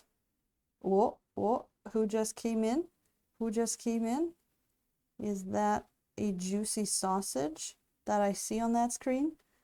Thank you, Mr. Sausage, and welcome in. I know this is not the usual streaming day, but I wanted to make up a little bit for not streaming all week because I was really needing some paint in my life. Hey, juicy and iron. Yeah, this true sausage has all kinds of good stuff in it. And have to be careful to what I say, because if I reveal my evil plans to steal you from Avocado Kids, it's gonna get suspicious. I have to act quietly. But True Sausage, being serious, how have you been? Oh, thank you, thank you. Thank you so much. Why did it just switch your... That's weird. Oh, I don't know. It just changed your icon there. I don't know. I don't know what Twitch does. Well, I hope you're having a good continuation of the weekend. I think you can see yesterday he didn't have all of those highlights up there on the chest and the face, and I did do a little bit more zooming and I adjusted the focus a little bit. And then at the beginning of the stream, we actually put some more lining into the eyes. And I actually just noticed that he might need just a super tiny small tweak there. No, I don't know. Just it skipped the it looked like it skipped the icon on one thing. That's so weird. Huh. Well, True Sausage, I'm doing pretty good, I have to say. I slept super soundly last night. You know when you slept so heavily that you wake up a little sore, being like in your body? That's the weirdest thing. So I could actually see True Sausage. I might have to show you this because it's really cool. Since you also use oils, remember that we used some quick dry yesterday, which is the second from the bottom here next to the white. This thing actually does dry in one day. Like I used it in a bunch of colors to do the highlights. It was some pretty deep freaking sleep there. And so the mini actually was a little drier than usual. And look at this. Wait, let me get that toothpick. Look at this. We got our palette cam. So actually this this part here, I just it's fresh. I just put it out today. I don't know how much you can see, but like look at this. This is all dry. This is from yesterday. So it's been pretty much 24 hours, but this also contained this is from this, not from the tube, so it contained thinner, so it is drying pretty quickly, which I do appreciate that. So I might want to see if this brand also carries a white, because that might be my white of choice, because titanium white, oh, it takes a little bit too much to dry. And I remember we were talking about that with Aaron J Bang as well, which was, I believe, one of your reasons why you prefer acrylics. And I really don't mind the oils to take their time to dry. But there's like titanium white and cadmium red do take a little too much, so they could use a little bit less drying time. So I was doing a bit of experimentation there, seeing, and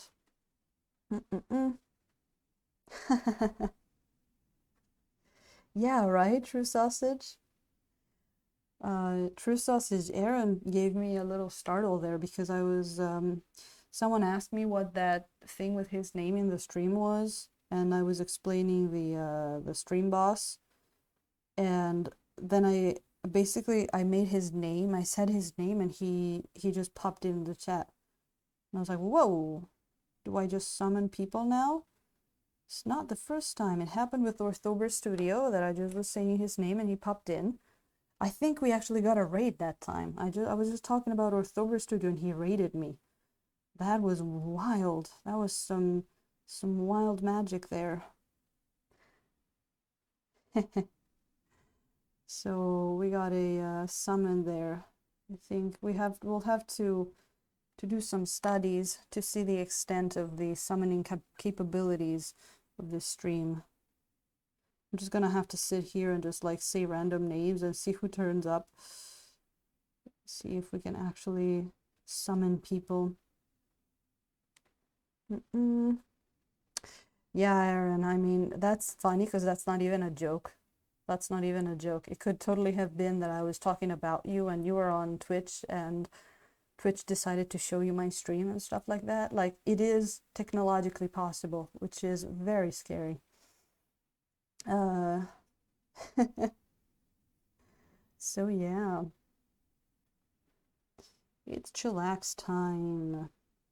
It's funny because Sunday it's usually a working day for me, but I think basically I worked so much this week that I ran out of just working stamina for the whole week. It was just something out of this world how much I had to work this week. So I said, well, I had to skip my usual schedule this week, but I still want to stream. I still wanna paint those miniatures, and I have a few now, because meanwhile, I was able to get a few miniatures there. I think I've shown them. Doo-doo.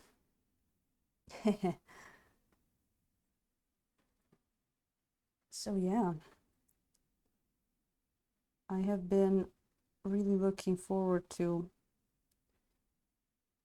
And so I guess, yeah, even if I knew that going online on like Sunday, I've done it before. I usually don't get too many people, but I was like, why not? Like the streams get saved anyway, and I'm sure that some cool folks will show up anyway, and they did.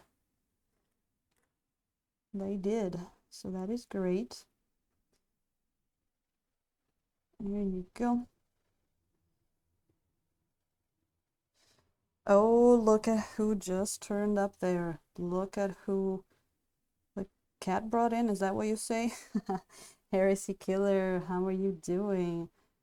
You coming to watch some more muscly drows here? How's your Sunday or Saturday going? Really nice to see you back in chat. Um, Sleep stream, I missed a lot. Oh, it's okay. You can see the progress right here. We I think maybe you didn't see the how the attire looked in the end, and we did a little bit more on the glowy base, but we're gonna brighten it up a bit, and hopefully we're gonna finish him today. But we've been having a whole bunch of fun with this skin. We've been adding some lights up onto him. Oh, you're in the mountains, and you got the DSLR. Oh, I have to come in and see how that looks, because it's pretty crazy how much detail you can get. I mean, look at this one. Like with my old setup that I had that you've seen, I would have never been able to show you, like you wouldn't have been able to see the little the studs on his pants there, on his work pants. So yeah. And oh, Harris Killer, I do have something for you. I did my homework. I did my homework. I looked up those minis that I showed you yesterday. His cod piece. Yeah, I haven't devised a technical name for it yet, but where is it? Let me show everybody. So yesterday we were talking I know. We're talking, I think Heresy Killer asked me if there were any like Japan-made miniatures, so I was showing this guy, which is super freaking bright. There you go. I was showing this guy, which is a tiny version of a little dragon miniature that I know is from Japan. So, you know, you were like, where is that from? And I did look it up. It's a company. Okay, there didn't seem to be too many English information, but the company, I think it's called Doke no Mura, and from what I can see on the internet, they mostly do like airplane models, but I actually have a link for you, Harry Secular. I'm gonna paste it in chat in a second. They do this series called the Dragonlets or something like that. Dragonlings, something like that. Where is it? Let me just throw that in chat for you. things. And they have a few really cool miniatures in there, but it doesn't look like the brand itself. The company is a company that does RPG miniatures mainly. I think they do more like modeling stuff, it looks like. Because when I look up the company, I just see models of airplanes and stuff like that. But that's the link I found. That shop, folks, is actually the only place in Japan where I can find my Vallejos, which is pretty cool. What did I want to do? Oh yeah, the eye, and I also wanted to blend this guy over here a little bit. There we go. So I hope that answers your question there, Heresy Killer. And I am super looking forward to your next stream then. Man, you were killing it with that super crazy elf librarian. Heresy Killer was painting this mini, and he was painting freehanding this tiny little book, and this elf was holding a magnifying glass over it, and he freehanded not only the book, but also the little things in the magnifying glass effect, which was super cool. It's cool because I made a comment to your Instagram post almost as a joke, and you're like, all right, I'm gonna do it. And you did it, which was super badass. So that was really cool. Oh, look at what we have. It's Tay Midnight. Hello. Oh, there you go. Just some a beer and some stream jumping. That sounds like the perfect day. That sounds great. I hope you have some fun doing that. I do the stream jumping too every once in a while. I think True Sausage was doing that yesterday. He was doing the avocado kids and steal a rebel back and forth. Well, that's the only thing you can do. Right, Heresy Killer? They're really cool. They're really cool. Yeah. You guys let me know if I have no idea whether you can find them in the West. If it's something that you guys, I don't know, are interested in, I could try to maybe find a shop for you that ships them, or even get in contact with them and ask. I can do that. I can speak Japanese. There you go. I think that looks better. I think I had some of that. Sorry, just excuse me for a second. I have to put the thing a little closer to my face to make sure. Yeah, okay. The eyes are fine. Now we can paint in the irises. Bouncy sausage. Yes. I'm pretty female tells me what. Heresy Killer. I am a simple man. Well, let me see here. How are we doing? You know what? I think I want to work on that base a little bit. I think that's what we should do. Oh yeah, there you go, Heresy. Post that super cool thing. Oh, I need to get myself a little bit more water there. So yeah, isn't that super cool what Heresy Killer was doing? I found it pretty impressive. And now we're gonna be able to see it even better now that you have yourself the DSLR setup. So actually, Heresy, just let me know how it goes for you with the setup, because I know I had some trouble, some complications, some challenges in setting the thing up. I did not want to cooperate too much because basically DSLRs are not really supposed to do what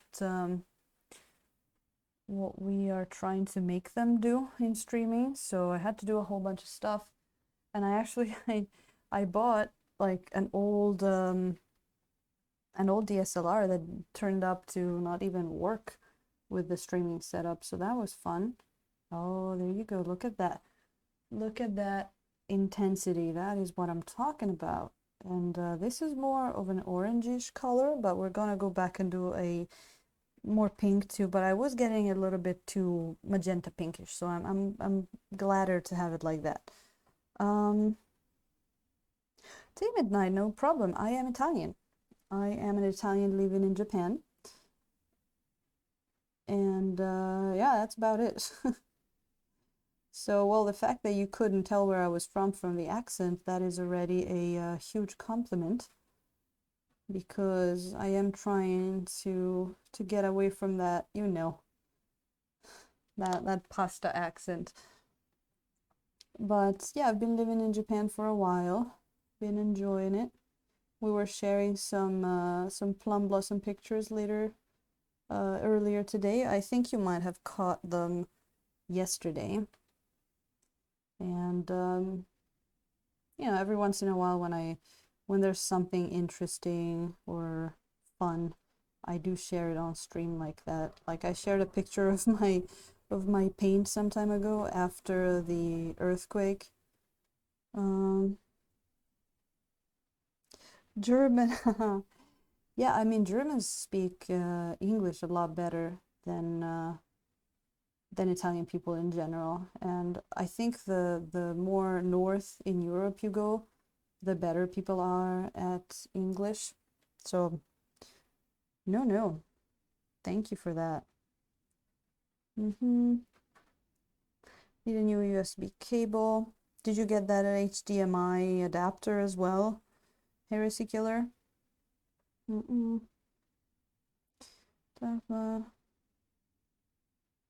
Yeah, I have a tripod that I literally I had to do something very professional looking. I taped a big bottle of water to one of the legs because it's tilted in a way that the camera can, you know, be a little bit overhead. So that's looking super professional. And saving night, that is really funny. You're not the first American that says things like that. That makes comments like, I guess, you know, I've had some people put it this way that it's harder when your language is the language that's spoken by a lot of people. It's harder to, you know, learn different languages and get different perspectives. And I get that.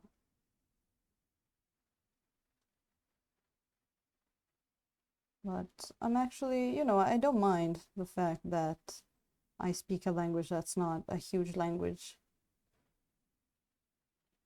It's I guess it could be an advantage too, depending on, you know, maybe work opportunities. Definitely being able to speak Japanese has been a great work opportunity here.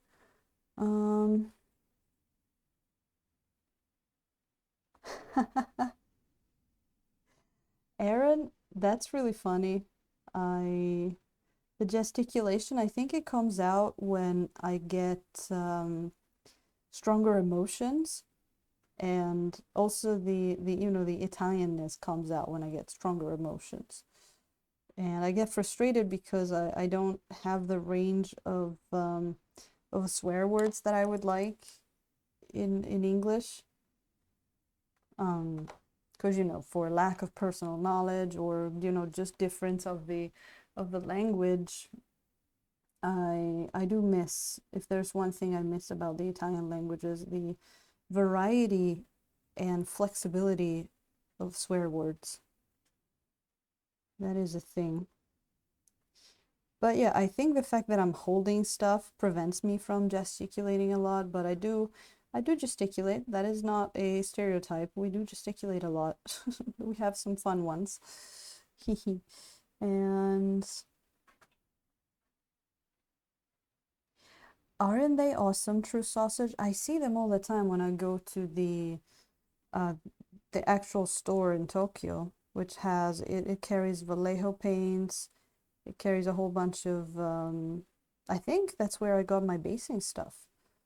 So I see them all the time and I'm like, dude, these look awesome. And one time I went there on Sunday and I got a bunch of Vallejo inks for our DM that was experimenting with some paints, whatever. But And the guy was like, because you bought like 3 or more items, we give you this little mini for free. So I'm gonna paint that guy. Then you could use the hands. Oh, tame it. I'm from the northern part of Italy. Super tiny village in a super tiny valley in the Italian Alps, right under Austria. Not in South Tyrol, not that north. I'm not South Tyrol, but pretty close to Venice actually. Well, look at that. Look at that leg. Now I think we're starting to see some of that glow.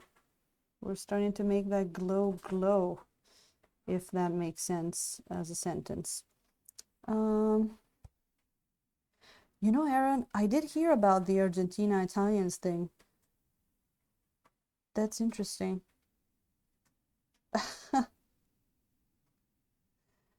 And I mean, I don't know, we're such a tiny country, but there's Italians everywhere. Like, there's Italians in Brazil, there's Italians in Venezuela. I know, how did we, the numbers don't, don't line up. And, of course you got the American Italians, which are sort of like their own breed, I would say. And a lot of the Italians you see abroad, especially in America, they'll be the more the Southerners. So to be super fair, I am a way, like, what's a good word, tamer Italian than like your Southerner or even your Roman. Like, it's kind of like in every country, the people that live in the north and in a very cold place, they're a little like more, I don't want to say close, but maybe a little less, expansive as the southern people. Let me catch up there. Yeah, free minis. I wasn't expecting it. True sausage. It was crazy how that mini looks great. Recently known as South Americans Argentina because of that. That's really funny, Aaron, actually. True sausage got 2 free wizards from Reaper. Oh, that's so nice. Freebies are so nice. Actually, the place where I got the most like little freebies and free stuff was actually Etsy. Like, people on there are so nice, at least in my experience. Oh yeah, true sausage. I actually have cousins in Australia. My grandpa's brother went there, and so we have a whole family there. I actually went to visit. That's how I got to see Perth and spend Christmas in like a jacuzzi drinking wine. So yeah, lots of Italians everywhere. Who is that? Oh, Tamed, thank you so much for that subscription. Look at that. Aaron, your days are numbered. Your days are numbered. Thank you so much, Tamed Knight, for that subscription. That means a lot. And now you can use the duck emote. Feel free to spam that all over the place.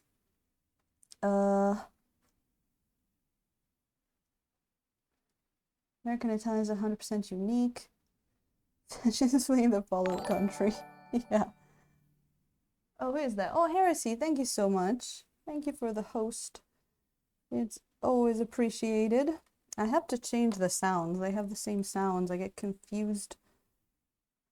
I'm getting some more of that glowy there. Chile got their share of Germans. Huh. Yeah. I mean, the reason why there's so many Southern Italians out there is because it's always been a kind of like a poorer place, and a lot of the the immigrants migrate from where they don't like it and they want like better, better possibilities, better stuff. So has always been. There are some places though, like I think there's some places in Brazil where there are a lot of people from my region specifically. So I don't know why.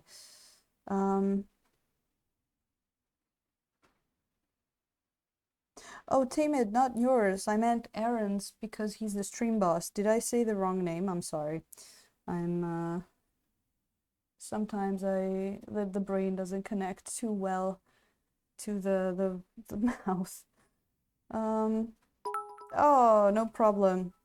Thank you, Heresy Killer. Thank you so much for those bits. You made the doctor sing there.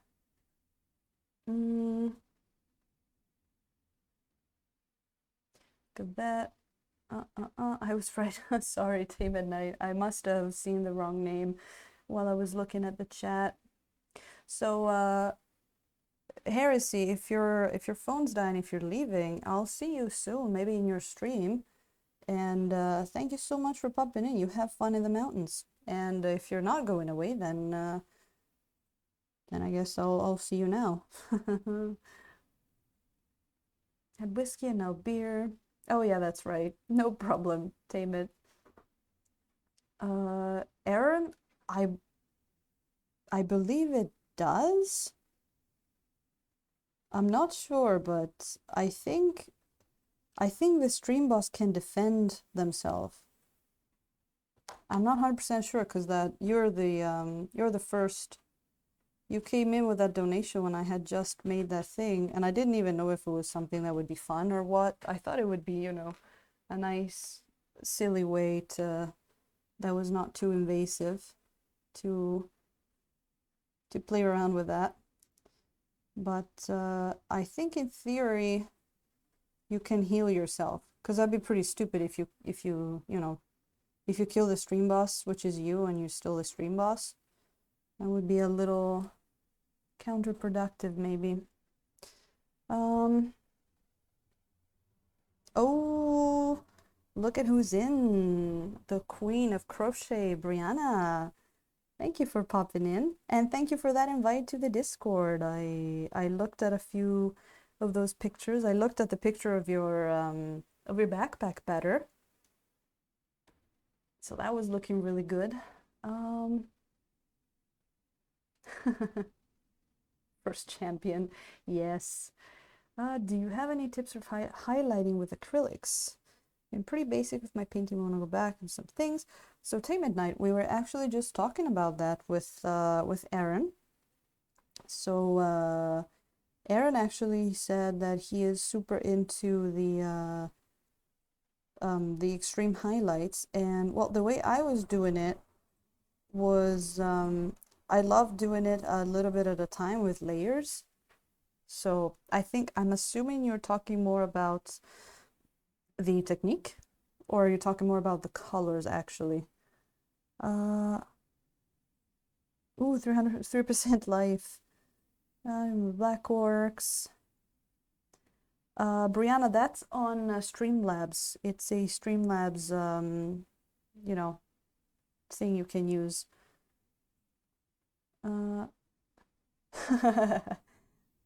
Aaron, that is not required, of course. But I think, you know, it must be, right? It must be.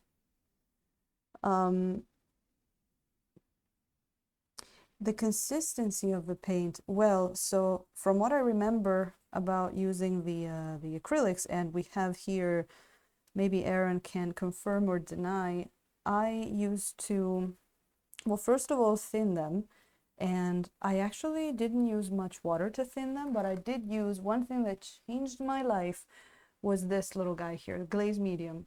I mean, I use Vallejo. I don't know if it matters what kind of thing you use, but I used to use the glaze medium, and that helped a lot. And then I would, like, if this was acrylics, I would get a little bit of that paint on, and then literally, let me show you here.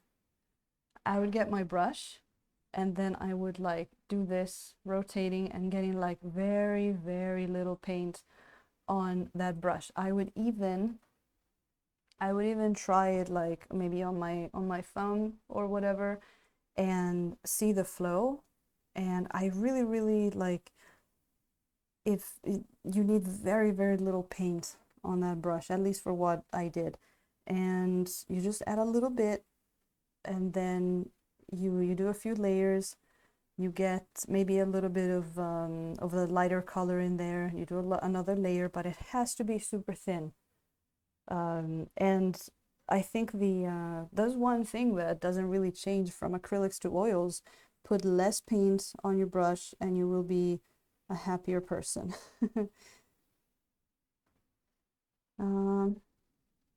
Yeah, mediums are great.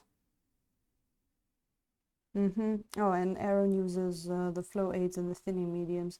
Yeah, I guess that is up to, you trying out and seeing what you like. For me, again, the glazed medium really, really made my day because it was something that I was like, it works kind of like water. I can thin the paints, but what glazed medium does basically, when you make a paint stroke and your acrylics have been thinned with water, the water will kind of like, you have your stroke.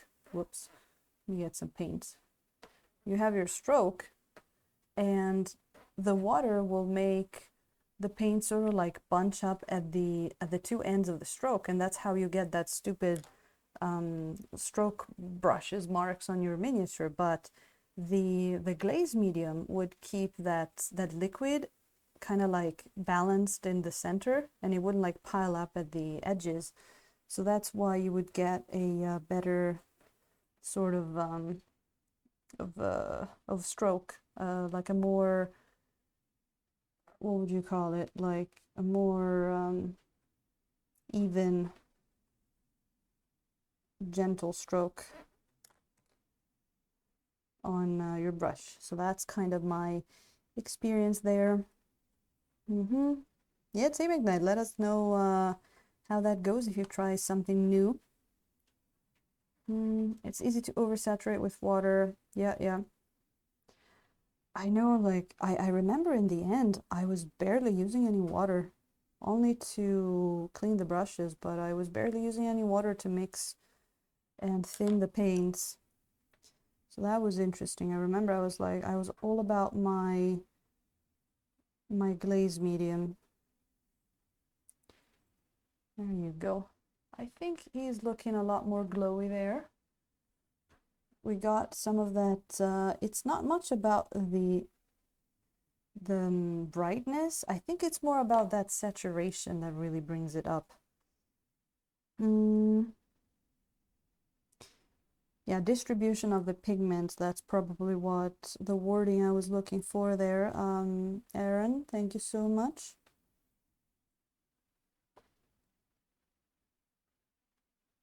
And I only did highlight of gray, was scared to do more. Let's see.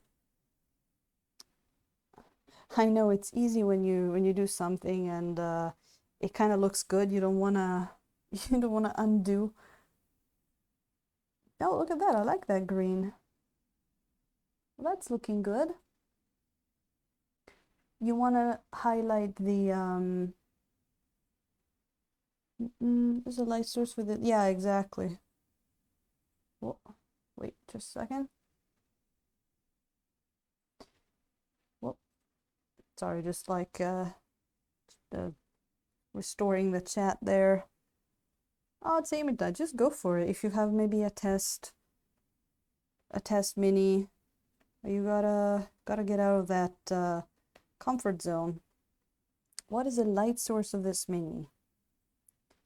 Yeah, I thought about making a sort of glowy base kind of effect, where instead of just having these, these stones, the stones would be sort of like glowy pinky kind of color. So that's sort of like the faint reflected light that he would be getting from the base. That's kind of how what I've been going with.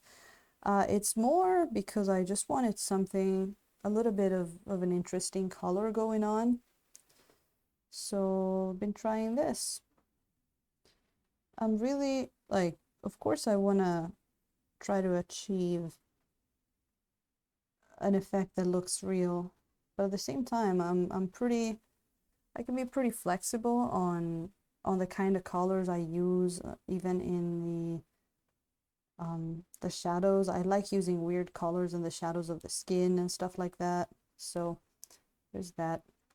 And I was curious to see if we could pull off a sort of like glowy base kind of effect. So yeah. Um, yeah, like true like true sausage is saying, the green is really popping. Green I got for my orcs. Ooh. All right, so now that we got that, I don't want to put more light on the underneath there, because it's not like a huge source of light. It's supposed to be very faint. I will maybe add a bit more glow to the rocks themselves, see how they look. Something like that. We can always do a bit of blending. But, you know, if you have an object source lighting and you have some reflected light, this light has to be brighter than that light. There you go. Yeah, like Aaron says, it's basically you start from the color you have down, and then you slowly add a little bit and a little bit and a little bit of color to it to get up to another tone. And you kind of like layer with the same color until you get those diminishing returns, where you do one layer and then you do another layer with the same color, and then when it looks like it stops changing, then is when you can bring the color up one other notch. And at least that's the technique I liked. It was kind of like very different from what I'm doing right now, but I liked doing that, the layering kind of thing. Look. So we're getting some of that glowy color in there. And in a minute, maybe we can switch back to the clothes or something else. Yep. Oh, my ear is ringing pretty hard. Is someone thinking about me right now?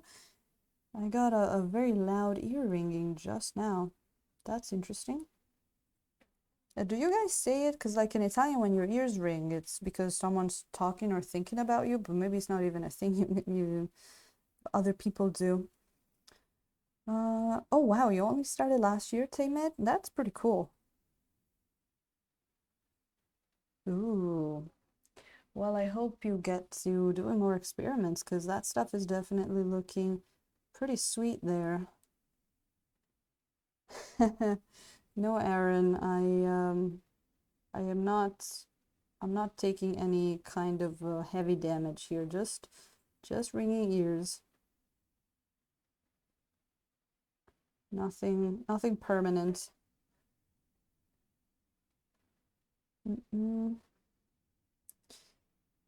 For me, a few ears. Oh, really? I actually am not sure in Japanese.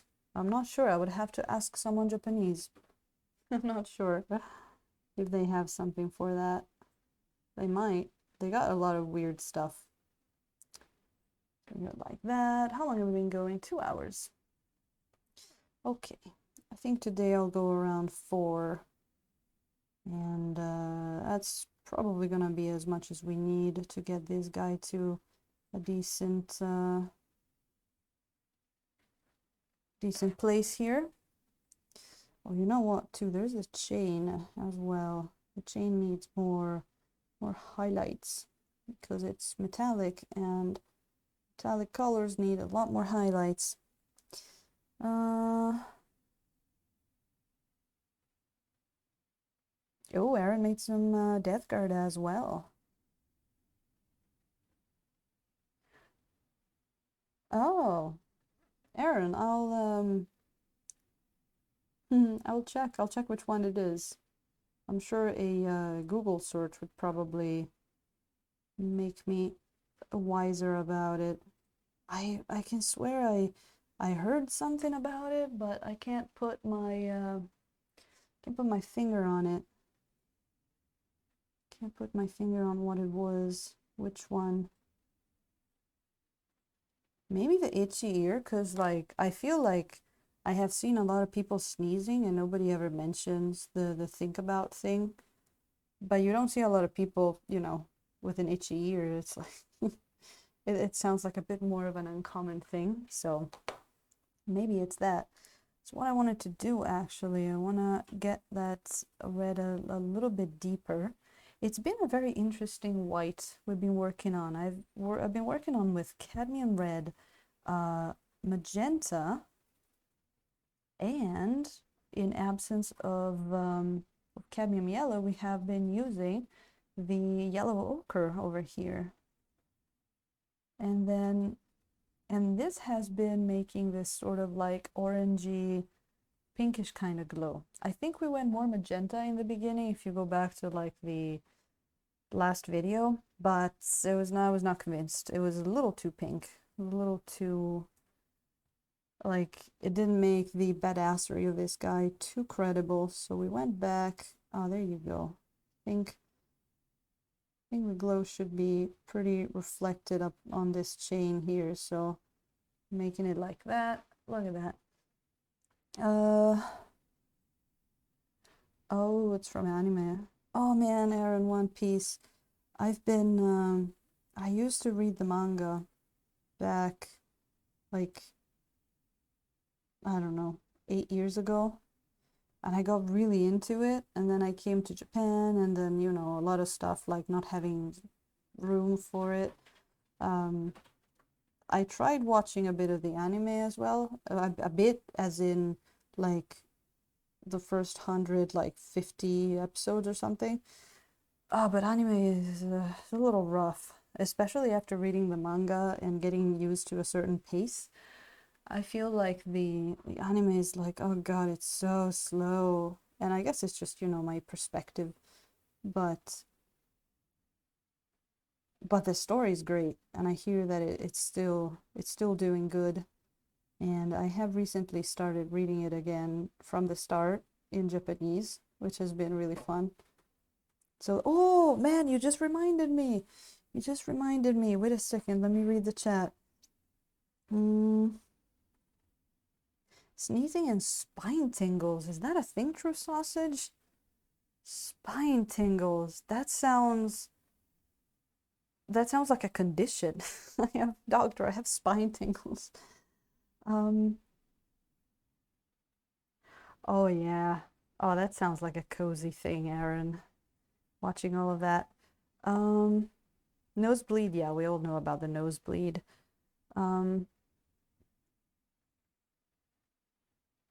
Yeah, the anime is a little slow. Mugiwara. But yeah, you just oh, like, is it like the kind of thing that like the ASMR kind of tingles? The ones where when you're relaxed and you get that little bit of a tingly sensations?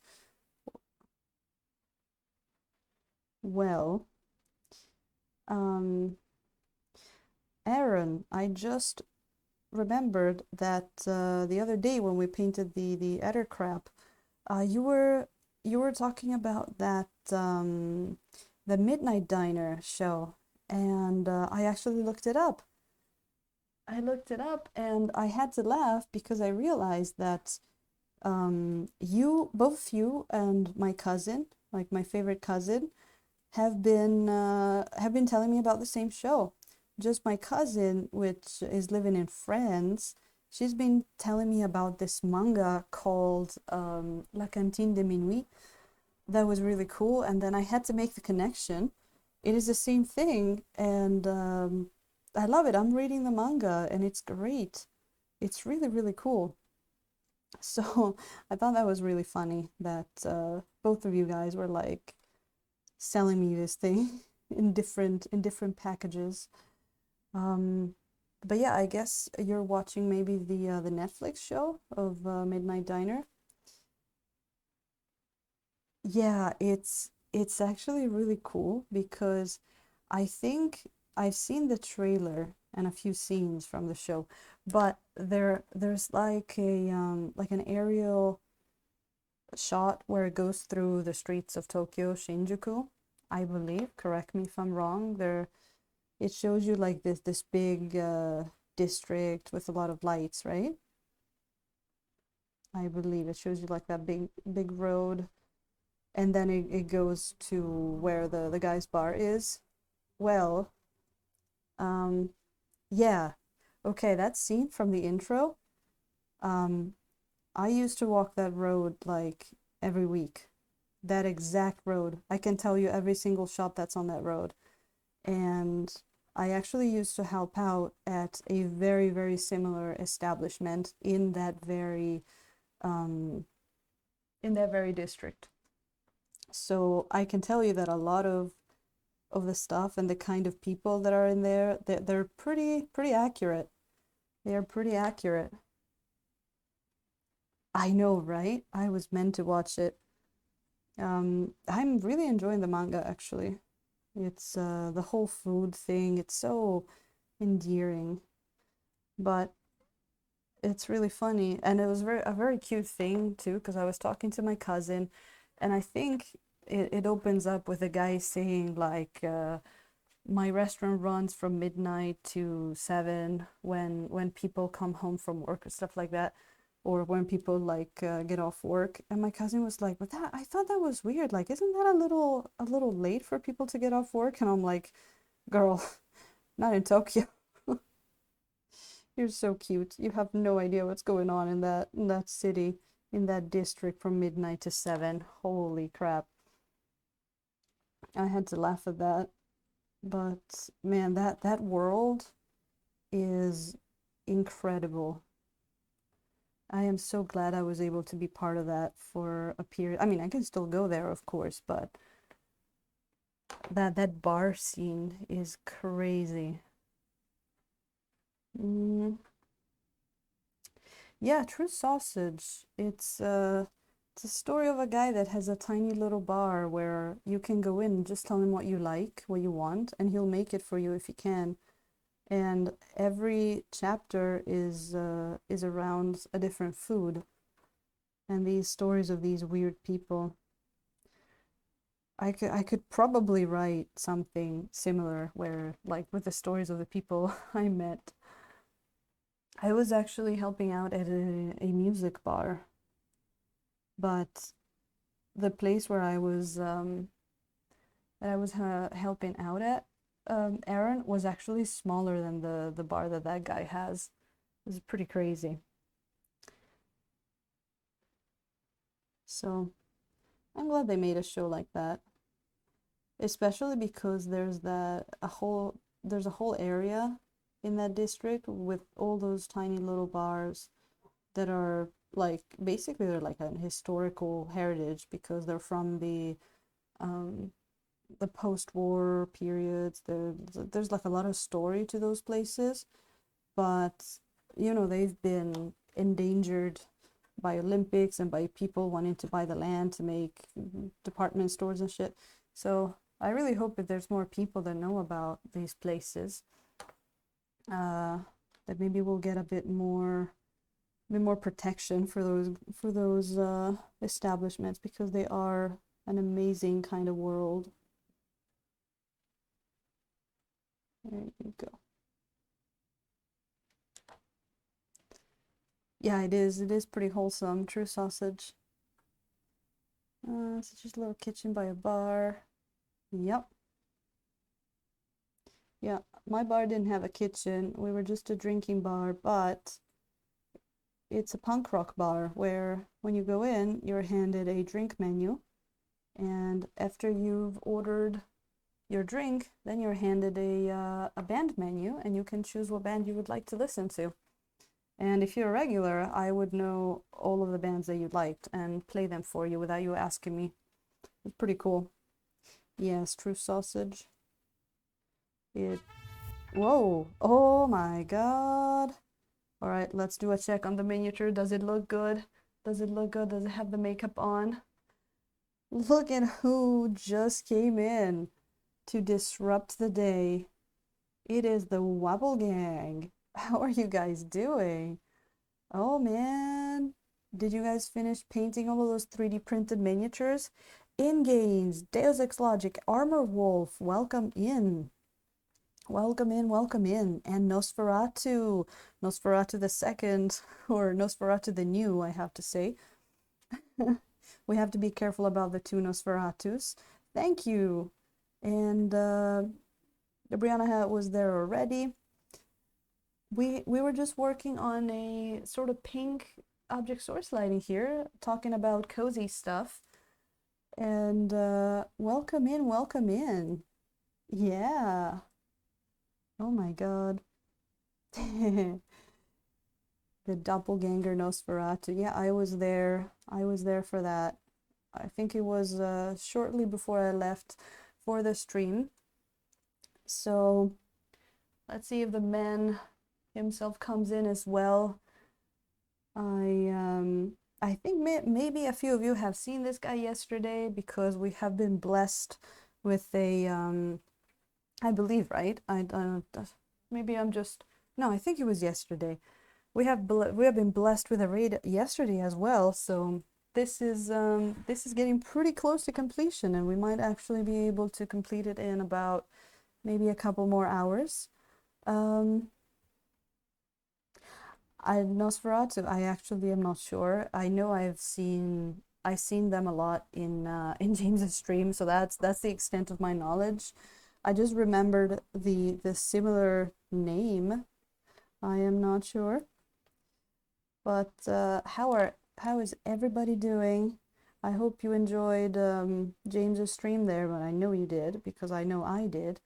And we were just about to be almost done on this pink object source lighting here, which I think I'm pretty happy with. And we're about to maybe do a little bit more on that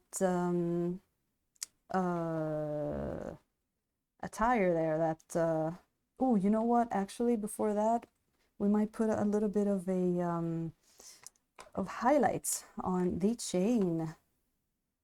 Oh yeah, you learned a lot, Nosferatu. That I am really glad. We're also painting in oils, by the way, so you're going to the same style here. Oh, look who's there, Pixel Props. Pixel Props. I was so happy to be able to see you make what was it, the number 3 Death Dread yesterday on the stream. Oh, let me get some water, man. Oof, there you go.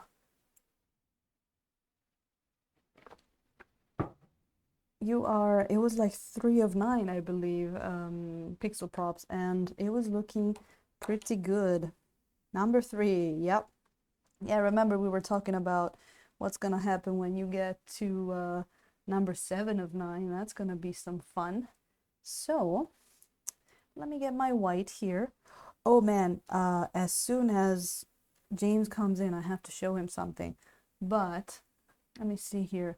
I wanted to put just a bit of that highlight on that chain because it is metallic, and we have put more color on it, which brought the highlights back down. So I know when you said 7 of 9, I was like, okay, I'm in the right stream. Pixel Props.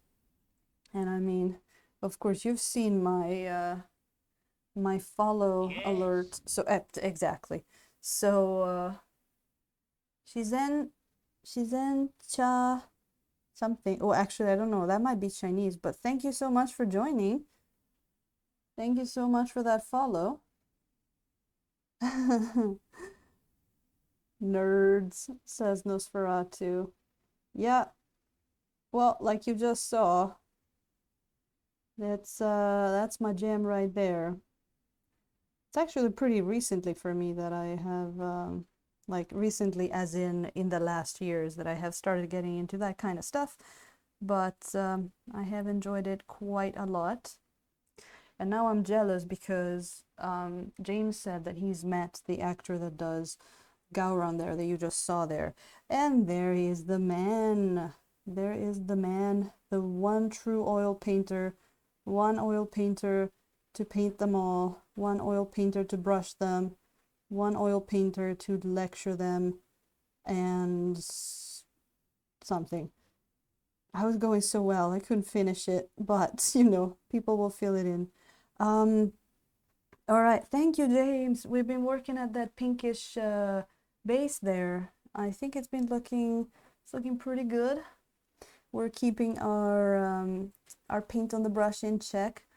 We're adding very, very little amounts of paints at a time. I zoomed in the camera a little bit so you guys can all see those little nips there. I need the colors, bind them. Thank you, Aaron. Oh man, that is great. You see, that's why I have a chat. That's why I have a chat. Oh, and in the thinner bind them. Oh, we have a few versions even. We have a few versions. All right, I want to show you something. We were talking about the quick dry, James and chat. I was using this sort of like off-white gray quick dry, and I got back to the palette today, so I'm going to show you what the color on the palette looks at the moment. Whoops. Brianna likes those nips. There you go. Okay, so this over here is the new quick dry color that I just added, and I mean, it is to be noted that we are using the one that I thinned, but bear with me. I know it's not the best quality, but I think you can see over here the sludge is the color that I had on the palette a day ago. Look at this thing. It is super, it is dry. It's like a little mud. And actually, let me bring it over here. This is the quick dry color. So I think success. I think it actually, the miniature itself was a lot drier than I would usually expect it to be. Still not completely dry. It was still nice and workable, but it was a lot drier. And they oil bind them. So I think if I can find a white from that brand, I'm gonna grab that. And I did put a lot in there at a first look. Even on the palette, it doesn't look too shiny, so I will do a few tests with it.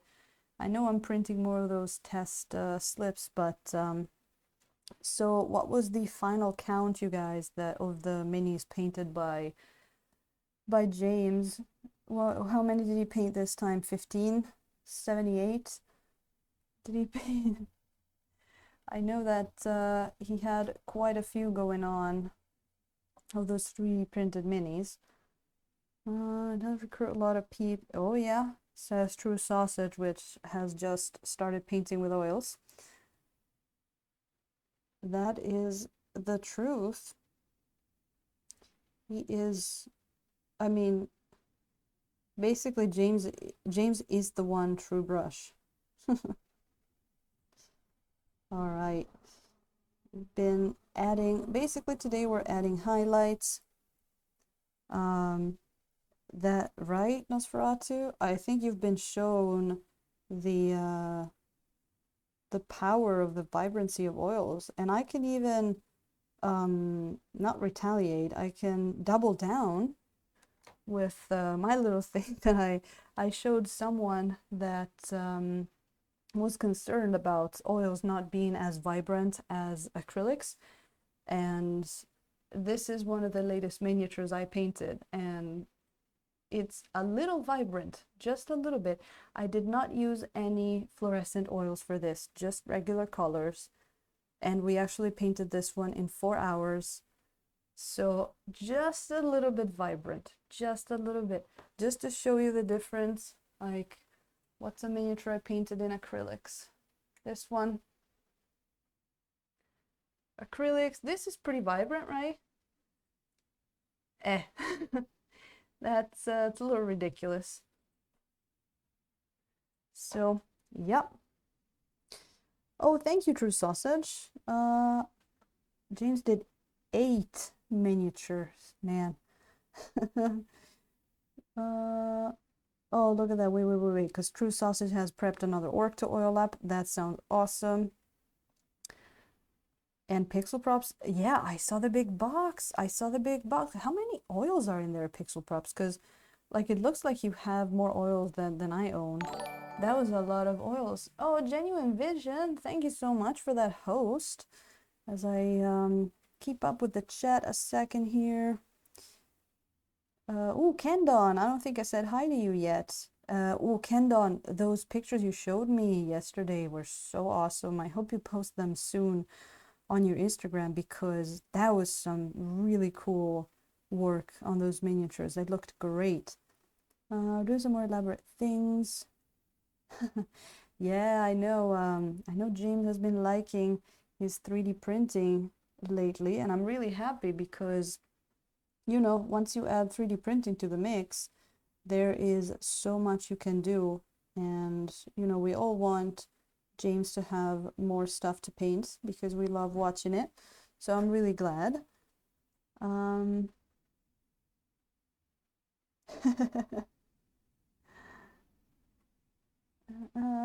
The first step in the galactic conquest.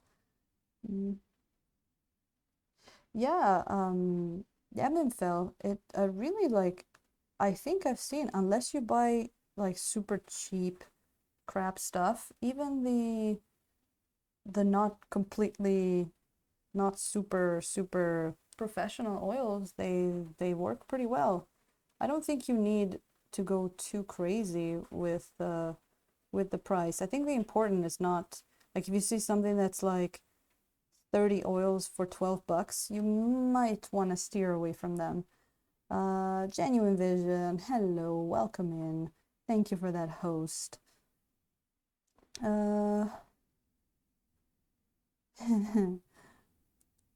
Oh, that was Studio NTE doing the oils. Well, that was a whole bunch of oil blending there.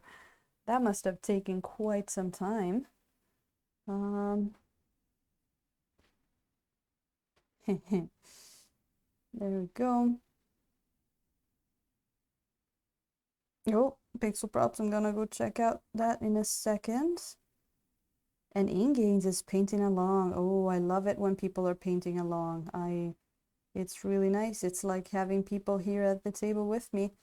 I mean, it's good that you're not at the table because you wouldn't have much room to paint, but you know what I mean. All oils all the time. Yeah, I actually, you know what? We have actually been talking a bit about the acrylics as well, and acrylics techniques, which has been a an interesting change. We were talking about layering and stuff like that, and how I was praising the glaze medium for oils. Let me look at that link, Pixel Props, real quick. Ooh, oh, that looks so cool. What's that paper? What's the yellow paper? Is that stuff written on it? There you go. Okay, let's get back to this. Let me put just a little bit more highlights on our chain there. There we go. So yeah, I've realized it's more and more people now that like I'll be streaming and people come in, I'll be like, I just got my oil set, or I just painted my first miniatures in oils, or I'm about to do my oil mix, my oil thinner mix. It's pretty crazy. It must really mean that a lot of people they watch people paint and they think that that might be a thing for me. That Anyville has completed 4 my black orcs and a referee from Blood Bowl today. Woo! Oh, the slow but relaxing sounds really good. It sounds super good to me after doing the kind of work quick I did. So that sounds really good. The relaxation is a very important factor. I actually had such a good time yesterday after a whole week of work, just being able to stream and to chat with people. That was amazing. That was great. And thanks again, James, for the host there. Of course, to anybody that was here before, if you don't know James and you love watching people being awesome at painting, you might want to go check out that Wapelius And I don't know if he's still here, but if you would like an awesome, awesome, awesome dice bag made out of leather and metal and badassery, Armored Wolf is the guy for you. Armored Wolf on Etsy, I believe. And he's got his awesomeness up on Instagram. Yes. Oh, Tammy, thank you so much for that follow. And oh, the stream boss Aaron is almost dead. It only has 208 things there to go. If Aaron is still in there, your life is at stake now. You see the paper? Oh, I see. I'm just gonna go back later and take a better look at it. Pixel props. It's a menu. That's so cool. Yes. Oh, that's awesome. Oh, Nosferatu, thank you so much for that follow. Welcome to the Brush Brigands now. Let me see there. Ambient is low in general, but my Zen, it's my Zen. Yeah. Yeah, slow is good. I remember when I was painting in acrylics, I was taking so much time and I would just painstakingly go through the process of layering and layering and layering, and I was actually having fun. That was very therapeutic. It's also therapeutic to paint a miniature like this in just a couple of hours, but you know, um, yeah, like James says, truly amazing how many people are willing to mix their own paints. Yeah, yeah, you said that you weren't thinking Yes. that people would. Ebinfell, thank you so much. And I get a little jolt of happiness every time I see Garon's face too. So that thank you for that too. I know, James, I'm really wondering if like Twitch was just the way to go from the beginning. You were talking about it today. Kaminowani, welcome in. It's nice to see you again with the Wapple. What else is there? Yeah, blending is life, as Abinfeld said. Yeah, it is a truly amazing community that I'm pretty sure that everybody feels pretty happy to be in and pretty fortunate to have found. It's a great community. Great community. I think we're too like we're the right size, not too big, not too small. Like it's like there's enough mix of knowing each other and finding new people, I feel. So that's pretty cool. That is an awesome thing about the community. Mm-mm. Oh yes, the interference powders are probably gonna be pretty cool. I was doing a very quick Google search there while I was watching your stream this morning, and I found some. It was something called Black Diamond or something like that, something with the word diamond in, and it really looked like they were interference powders, like mica powders. The one was called like gold something, another one was called aluminum something, or aluminium. Um, but yeah, so I'm just gonna look into that a little bit. But you know, mica powders, like James says, they're pretty common things. All right, let me see here. Kaminawani is installing CSP. Ooh, digital drawing. That sounds fun and another very relaxing thing to do. I hope that installing goes nice and quick without any installing problems. Sorry there, I bumped into my microphone. I hope that didn't make a terrible noise. Okay, I wanted to put a bit of life back on that leather just in time for Armored Wolf there.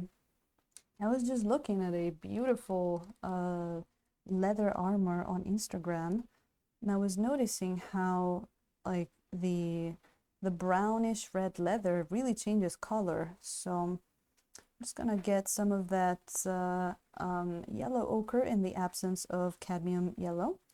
Just gonna mix that with some crimson and see what we can get from that. See what we can get.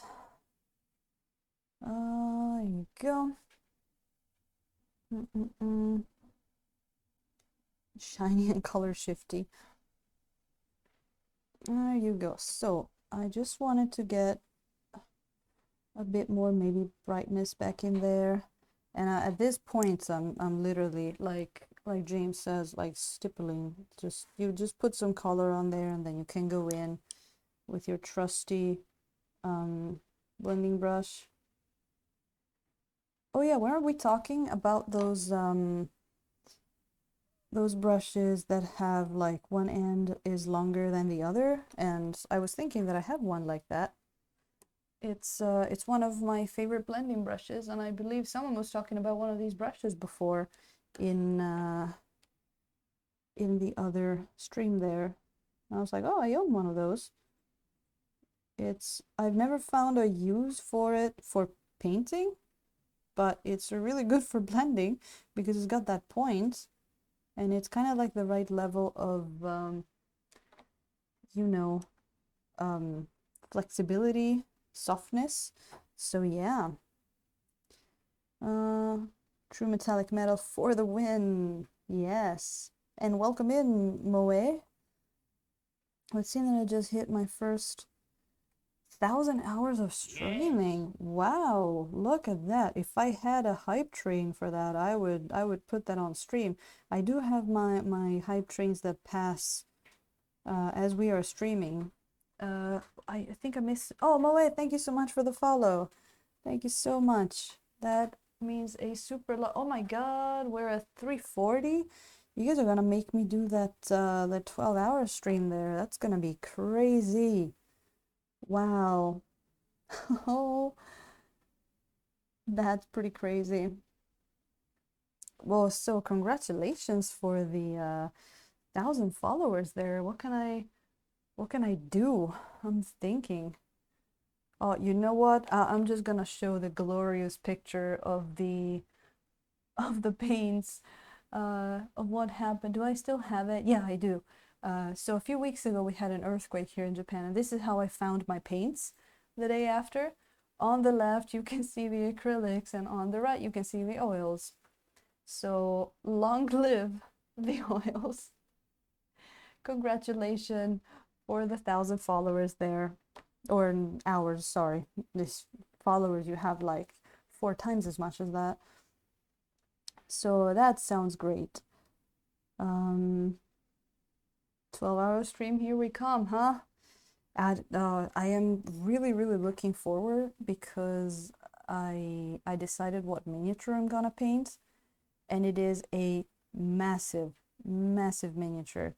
It's going to be a blast to paint it, and we're gonna see how that goes.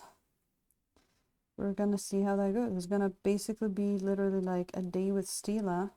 And I know that some people do it for, you know, a lot of people do 12-hour streams for breakfast, like they do it all the time. But for me, it's not something that that I would be able to do so often. So I thought about making it something a bit special, a little bit special. Why not? We need special stuffs in our lives. So yeah, and oh my God, I forgot to tell you on stream, James, but those ugly dolls are creepy. How do you how do you sleep at night? Don't tell me that that was like your bed and they're like looking at you. That's crazy. That's crazy. Oh yeah, that was a pretty long stream you did, right? Because you were at like 7 when I left or something, even almost 8. That was crazy. Uh, I will require lots of citrus and plum juice. Yes. Well, you know us. We are the channel with, where are they? With all the citrus. Not now because the tree we don't have any more, but in winter we have all the citrus. All right. Oh, they're from Korea. That's interesting. So that is not only Korean barbecue that you like. Is that one of those you know, just those weird family tradition collection things that you have going on that that people do?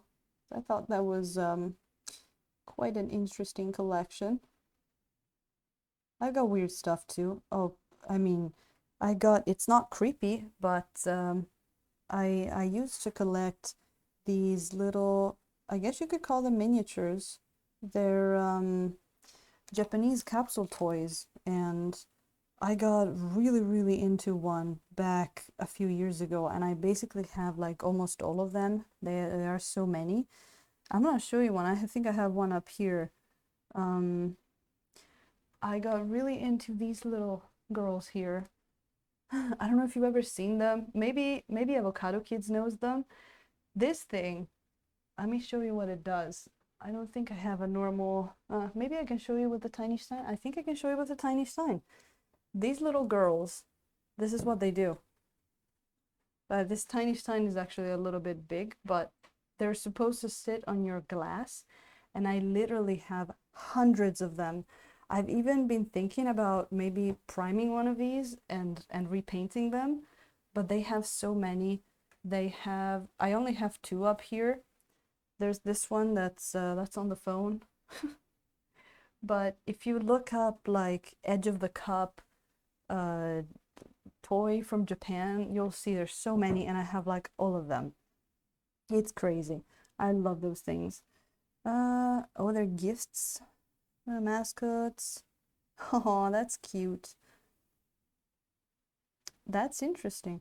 You know, I thought they looked a little, Asian with the big eyes like that, but I couldn't put a finger on like if I had seen them before somewhere or not. So it's that like between, like, you can't decide if they're cute or they're scary, I guess. So yeah.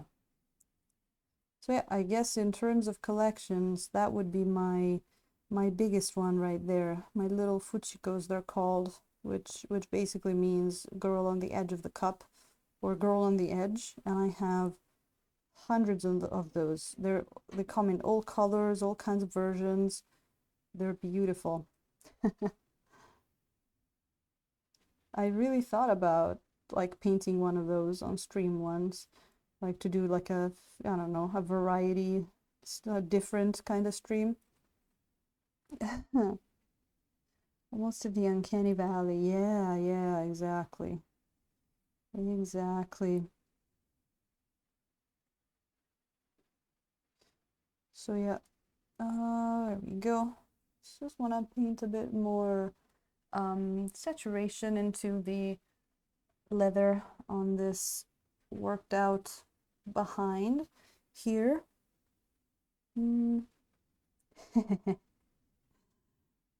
Oh, well, yeah, thanks for sharing those little slices of life there. It's been really nice to do the picture exchange with people, and it's not always about miniature painting, not always about the miniature painting. And I mean, yesterday and today too, we already showed them. We were showing the plum blossoms and all of that good stuff. So anyway, it's fun. It's fun to do a little bit of sharing, especially because we're all in different parts of the world, and some stuff can be interesting. We were just talking before with Aaron J-Ban. We were talking about and True Sausage and the others. We're talking about the nightlife in Tokyo, and how like Aaron was suggesting a really cool Japanese show, a new like thing on Netflix, and I was like, oh, you know that big shot in the beginning of the show? I used to walk there. I used to walk that road. So that was really cool. There we go. All right, I am liking that. So we have been basically, the main thing we've been doing today is just putting in some highlights, because the colors were in already from yesterday. They were looking pretty good, but the skin, especially on the facial area and on the chest, wasn't looking too interesting. Didn't have a lot of contrast. Didn't have a lot of things going on for it, so we added a whole bunch of contrast up on that skin, and it is looking better. And then we added some more of that pinkish glow, which I think it's looking good as a contrast with the bluer kind of skin. We did a little bit on the hair, the eyes, and I'm gonna have to put in a an eye actually in a bit. I was debating between red eye and blue eye, like cerulean blue kind of blue eye, you know, very, very bright blue. I'm not sure what to go with. Am I making this a little bit too orange? It might be. Let me check that there. That might be good. That might be good. But I might want to add a bit more reddish tone into it. Maybe that's what we need to do. Let me do that. I know, True Sausage, I know. I know. It's so many places that so many people want to go, right? Nosferatu just wants to game again. Oh, why can't you game? Oh no. Did you have some sort of technological problems maybe? I hope not. There you go. I just want to get some actually before we do that, oh, hold on. Hold your horses. Let's put some reds back in there because I know how it is. If you put the highlights in first and then you put some more darks, and you're gonna have to go back and do the highlights again. So let me see actually if I get some crimson and a bit of the umber, respect the umber. We're respecting the hell out of this umber because we used it, like it's everywhere in this palette. We used it for our gray skin actually quite a lot, so that was pretty cool. The one color we didn't use too much of actually for this guy was the dioxazine violet, but you know, it's like you don't always need to use everything. We used a bit of it. I think it's also because I got so much color on there and the mini is so small that we did grab a bit of paint, but we didn't grab all of it. Let me see there. Oh, I guess you were meaning game. I'm sorry, I just forgot to. For a minute when you said game, I was like, video games, of course. Why? It's forgetting that we are in a stream that paints tabletop gaming miniatures. This is kind of like how my brain works. Of course you're talking about tabletop games, but you know, it doesn't matter when you get into it because hopefully in the end we'll all be able to resume our games and play again, right? Man, that was dumb thinking that you were referring to video games.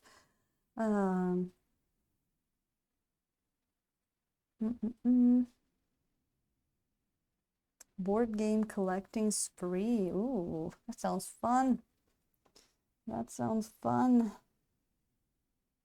Yeah, it's like, I think there are some things that make you, you know, make you want to do it even more. Maybe you got into a new game and you can't play it right away, so you get into more games and it's just a chain from there. Dioxazine. Yes, it's the dioxazine purple. It's great purple. And from what I hear, not as crazy as the Egyptian violet, but the pigment is the same, I believe. That is because that's how I found dioxazine purple. I was trying to, back when I first heard of Egyptian violet, I thought it was just a color like Van Dyke Brown that almost every brand has. So I was going around this store for like an hour looking for Egyptian violet. And then in the end, I was like, wait a minute, this one really looks like Egyptian violet. And then I look at it and then I look at the pigment and I'm like, well, no shit, it has the same pigment, but it's called something else. It's called dioxazine something. So yeah. And sorry guys if my voice is not the most charming at the moment. We are trying to keep the inside of the throat well, I think we were saying well lubricated before. I wish I could put oil down there. I guess I could drink a whole bunch of olive oil, but maybe That umber is sneaky. Yeah. And cobalt blue. Yeah. You know what? I really want to get, where is it? I want to try to get the actual cobalt blue because this is the hue and this color looks great, promises a lot. Uh, it's not on the palette when you start mixing it with stuff, it's not as intense as it looks like it should be. And I'm wondering that it's probably maybe because of the hue. So, but I have been using it and it has been less shiny than the Prussian blue. So, true sausage, I'm glad about that. Thank you, Abinfel. That is such a nice thing to say. Thank you, thank you. Well, I'm glad I don't sound too bad. I'm really glad. And oh, tea. I know, true sausage. Usually I'll make some nice tea with my Tuscan honey, my Tuscany honey in it. But today I didn't get to because I was too looking forward to just streaming. So I just threw some water in the tiny stein. I know the tiny stein doesn't like water too much, but it's that's what we used. There you go. That's kind of okay there on the leather. Oh, we got too many complimenters here in chat. Thank you, thank you. We got too many compliments there. Yeah, okay, so let me put some final highlights up on that leather now that we have put some reds back in it. Competition games as well. Is that competition or cooperation? Is that a mix of the two? Not sure. But there's so many cool games out there. I remember we were looking at maybe some new just like tabletop like board games to play at home, and there's a lot of really neat stuff. I really wanted to maybe get into what is that called? Kingdom Death as well. Also, because then I would have a great excuse to paint those wonderful looking miniatures. So maybe one day I'll be able to get a set. I still have to kind of figure out how it works and all that, because I'm not even sure. Like they have the Kickstarters, I'm not sure if you can buy them, and then they have two different kinds of minis. I have to get a little bit more information on that, I believe, but here you go. So I hope I believe that the focus has been a lot better this time, hopefully. I think I fixed that. I moved my camera, I put it actually closer to the mini, and so now I can rest my arm on the table. I don't have to hold it up in the air, which is what was making it was making two things. One was the focus wasn't always, it was going up and down like this, and then I was propped up on like a little box of paints, and that made like my arm slide down like this. So that wasn't too good. It was like the typewriter effect, right? And it goes, it goes, it goes, and then I would, realize it and be like ding, and then come back. So hopefully it has been a little better.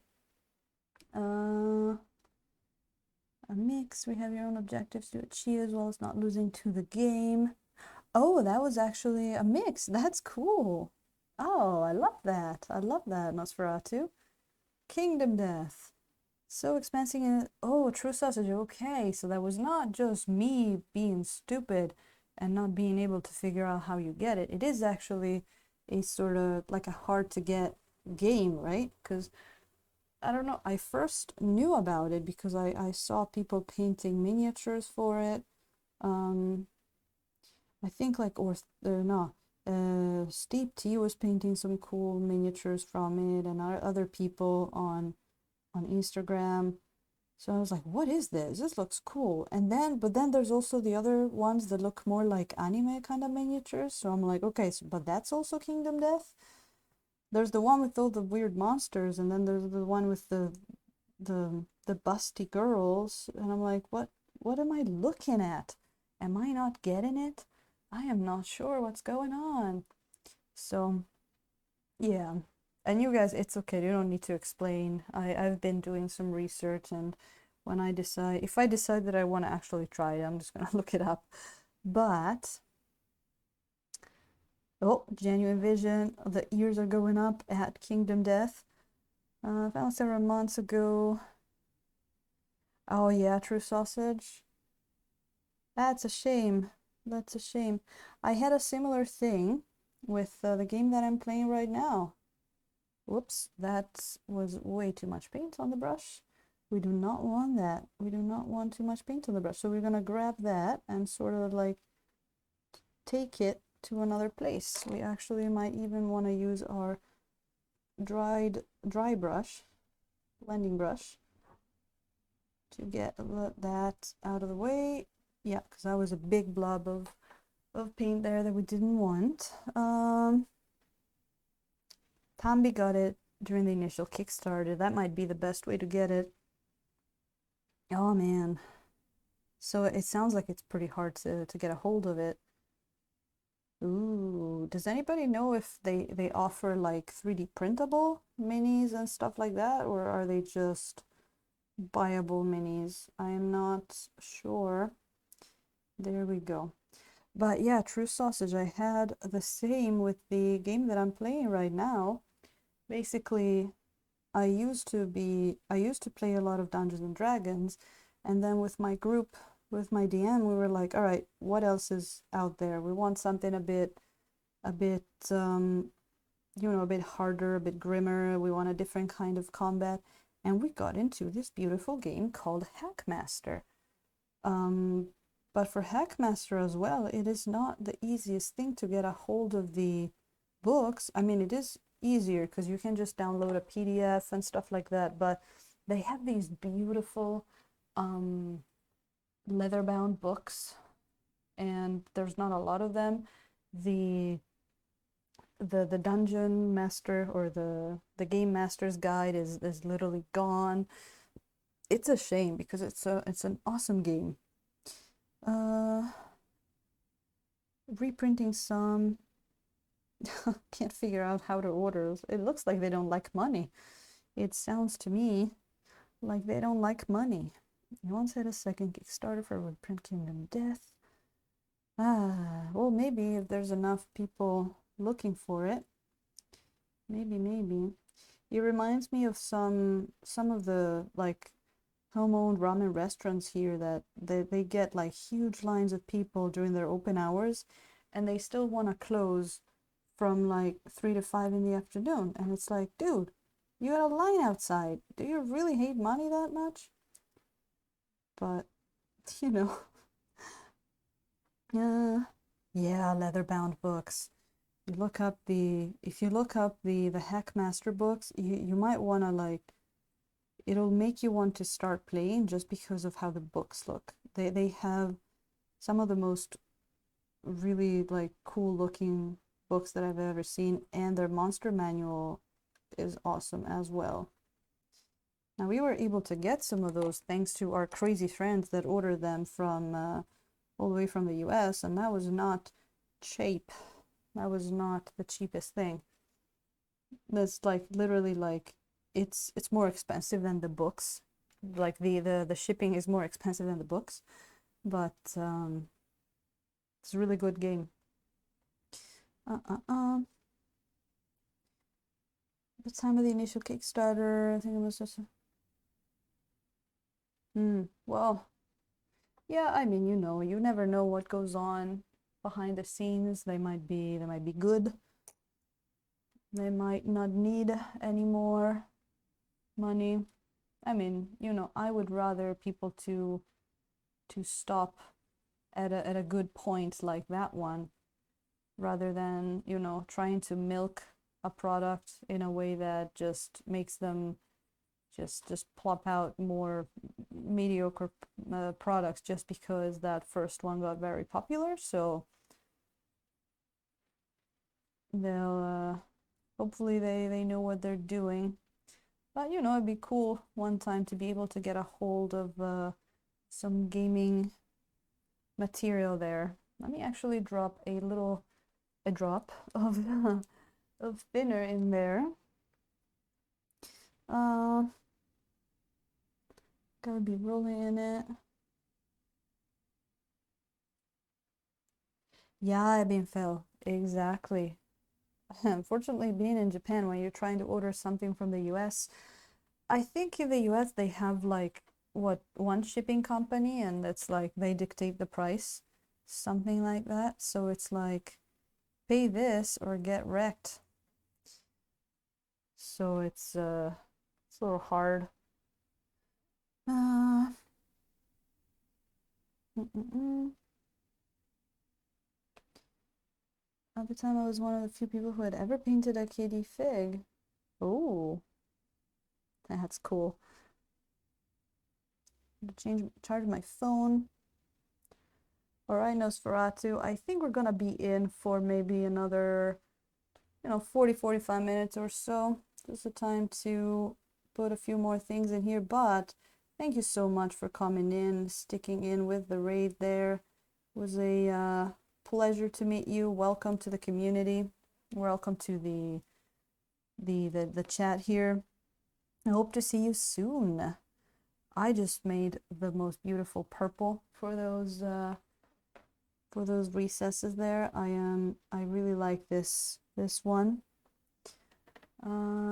Oh wow, I keep summoning people. I just saw that the one of the people that's playing Hackmaster with me just wrote me on Discord. So we were doing some summonings earlier today, talking about Aaron J Bang and him popping in just from just magically, and then I mean, we're always talking about James, so him turning up is just always amazing. Oh, Hootie Hoots! Look at that! How are you doing? Nice to see you. Nice to see you. I hope you're having a great weekend there. We are doing quite well here, putting the last finishing touches up on our Drow, playing around with some gray skin. We've been having some fun coming up with different grays. We've been mixing together a whole bunch of colors on this guy. We've been doing some pinkish glow on the base, and he's looking more and more finished by the minute. He still needs some eyes, and I'm just probably gonna do that next, maybe. Probably gonna do them next. So great to see you, Hootie Hoot. Glad to know you're not doing bad. Yeah, thank you, James. Thank you so much. I like sometimes working at something like this, which is a relatively, simple miniature if you compare it to stuff like, this guy. Like this guy here that doesn't even fit in there. And it's just like, this is just a dude wearing underwear and with a chain and some skellies. So I think you can really concentrate on, okay, how do we make him interesting? I can just take my time to go through the skin and just do what I like doing. So that's fun. Yeah, I know the keyboard is it is something. And I know you're doing that thing where you're like watching the stream on the computer, but the audio's on the phone, and you're typing from I don't know, from your microwave and something like that. True Sausage. Yeah, the Hackmaster, it's pretty cool. It's pretty cool. Have you looked at how the combat works? Because that is one of the most interesting things in my opinion, because it is second based, it's time based, so there's no turns. There's some really interesting stuff in there. If you're into the D&D style kind of thing, I strongly recommend. And I'm actually, the more people that play Hackmaster, the better for me, because then maybe the Kenzerco guys are gonna publish some more stuff. And that book is beautiful, but it really needs a little bit of rewriting because it's old. It's I think they used to be with the D&D people at some point, they got a pretty long story, and that is actually the second version that they made, and that game comes from like a comic that they used to make fun of games like Dungeons and Dragons. It has a very interesting story. But the system's amazing. We've been having such a good time. We're all at our second character, except for one person. He's at his third character because you do die. You do die quite a lot in there. Our first total party kill, we were killed by regular wolves. Not even dire wolves, just regular wolves. Yeah. This isn't a GW Dark Elf. No, it is not. GW Dark Elves don't have that booty, do they? I actually don't know if they do. But no, this is the, I believe it's Artisan Guild 3D printed Drow that we decided to print because I wanted to play around with some gray skin. So yeah, look at that. We got a little bit of darks back into that chain. Oh, True Sausage has a session 0 tomorrow. Yeah, I remember those turns. It was like, okay, I cast Eldritch Blast. See you in a half hour. It's pretty cool. It's pretty cool. Just imagine you have your miniatures down, you have your enemies, and the DM will say, okay, it's second 1, it's second 2, and your initiative will be like, maybe you go at second 6. So when your second comes up, you'll just say, you won't even say anything. The DM will say, okay, it's second 6, and you'll be like, boom, and then everybody else places their miniatures, the DM places miniatures, and then you just move, everybody moves stuff, and then you can go back and forth with the other people, and he's like, hey, I'm running this way. While I'm running, can you try to distract the guy and I'll do the thing? It really, like, I think it encourages the players to do a bit more of, you know, combos and then work together, which is really cool. All right, let's look at those eyes. Let's look at those eyes. So I had two things in mind. One was bright red eyes, and one was bright blue eyes. And you know what? I might actually be more sold on the bright blue eyes because I think that's weird and interesting. So what we are going to do, I mean, we're gonna try, and actually I might use the Prussian blue for this. Well, let me see a thing here because we have some ultramarine blue down there. Can we get some very intense blue from the ultramarine? Maybe some, maybe. I don't know if that's quite what I wanted. Maybe some yellow. We're doing some blue tests here. Maybe. I don't know. Not sure if that is quite, ooh, maybe we can try. It's on the palette, we can try it. We can try it for the blue eyes. Let's try that. Let's see how that looks. Yeah, I know True Sausage, and that's a big thing about that game. If you want to do the solo thing, you won't last pretty long because you really do need, it's a system where you do need the whole party to do stuff, and you'll find out pretty quickly that like a one hero party does not go very far because the character's abilities are pretty specific and limited. So you're like, well, I can do this decently well, but I can't do all of the rest, so I need other people to do it for me. And if you try doing something that is not your expertise, it's not that you're, you know, the classic D&D barbarian tries opening a door, rolls badly, and then it doesn't open it, but then the halfling tries it and just a lucky roll and he can open it. No, he can't because he's a freaking halfling. You know, I'm just gonna get some of that Prussian blue out there because I'm not convinced by the ultramarine blue at all. Basically what I want is this color. I want cerulean blue color, but cerulean blue kind of sucks, so I'm going to use Prussian blue to achieve that. Moe says cobalt blue. Cobalt, cobalt, cobalt. Oh, it sounds like everybody wants to see some cobalt blue, which I do have. I do have the cobalt blue. Should we try? Yeah, that is, my problem is that, let's try to put some cobalt blue down there. Let's try to put both of them. Yeah, I think the chat's overruled me on this one. Holy hell. No love for the Prussians. Where's James when you need him? Cobalt blue and some yellow pale. Okay, let's try. But I have to warn you that my cobalt blue is a hue, so it might not be as intense as your average cobalt blue. But let's put a little bit down on there. Let's see.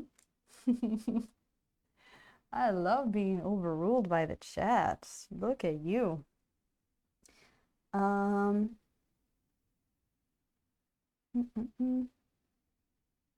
there you go. Oh, Cedra Miniatures, welcome in. And we got another new oil painter there, which is pretty exciting. Let me see here. Where's my tiny brush? Cobalt hue and some yellow pale. Really, Ebingfell? Well, that's really interesting. I have some lemon yellow pale here, which is I think gonna have to do it. Ooh, I see what you mean. That is pretty much what I wanted. So I guess I really had to go with chat on this one. That is pretty much what I wanted to achieve there. Well, what do you know, that sometimes the chat is right. I'm joking, but that's cool. Oh, look at that. Look at who just came in to disrupt my very delicate painting of eyes. Thunderhead Studio, how are you doing? What are you doing up so late? What is it late? I don't even know. Yeah, Thunderhead, the chat just overruled me big time, and the fun thing is that they were right. They just made me use cold blue instead of Prussian blue, and I think they might have been just right. So how are you doing? And oh man, oh, there you go. And Thunderhead, can you do me a favor, Thunderhead, and check your chat emotes? I think, was that you that subscribed? Because I put a new chat emote in there, but I'm not sure. Oh, James is in there as well. So James, there you go. You got the tiny stein. I'm so happy. I just made the new one because I got the first second tier subscription there. So I thought tiny stein was pretty apt for that kind of thing. So enjoy, use, spam away with the, there you go. I'll be with the tiny stein. Oh, Thunderhead, did you stream today? I don't think so, right? I don't think I saw your stream popping up. I am a little bit like weird with time this week because this is not my usual streaming schedule. I've been a little busy there. Oh, you're on tomorrow. That's great. That's great. Oh, if I can, I'll make sure I pop in. So let there not be an earthquake. Let's put a bit of that blue in there. Oh, that is not half bad. That is not half bad. You can even add a bit more of that yellow. That'd be so cool if we got a huge earthquake while I'm trying to put an eye in. But working on some metal minis because apparently metal minis in like meaning actual like pewter minis. Oh man, Thunderhead, I forgot. Wait. I got a mini that's the one for you. Yes, because I gotta do the thing with the oils. One of us, one of us, one of us. Come to the oil side. I gotta tempt you when you come in here. And well, the oily chat is growing, so you gotta be careful where you poke your head in. There you, ooh, look at that. Yes, yes, yes. Thank you, chat. That was definitely the right way to go. Look at that eye. Look at that eye. That is pretty good. That is nice. Ooh, Privateer Press figs. Um, every time I hear Privateer Press, I think of Iron Kingdoms. I played that game just a little bit and I loved it. uh, True Sausage, can you send me a little message? I can send you, I'll send you where it is and what it is. If you remind me, because I can send you the actual link of where it is. Which when Privateer Press moved and upgraded, they would have went plastic. I didn't even know they were still going metal. I would love to try and paint a metal figure just to know how it feels like, because I never had one. I never had the chance to get one, so I'd be pretty curious. Yeah, True Sausage, please do that in any, like here or Instagram or whatever you want. It does exist. Struggling a bit now, but it is still there.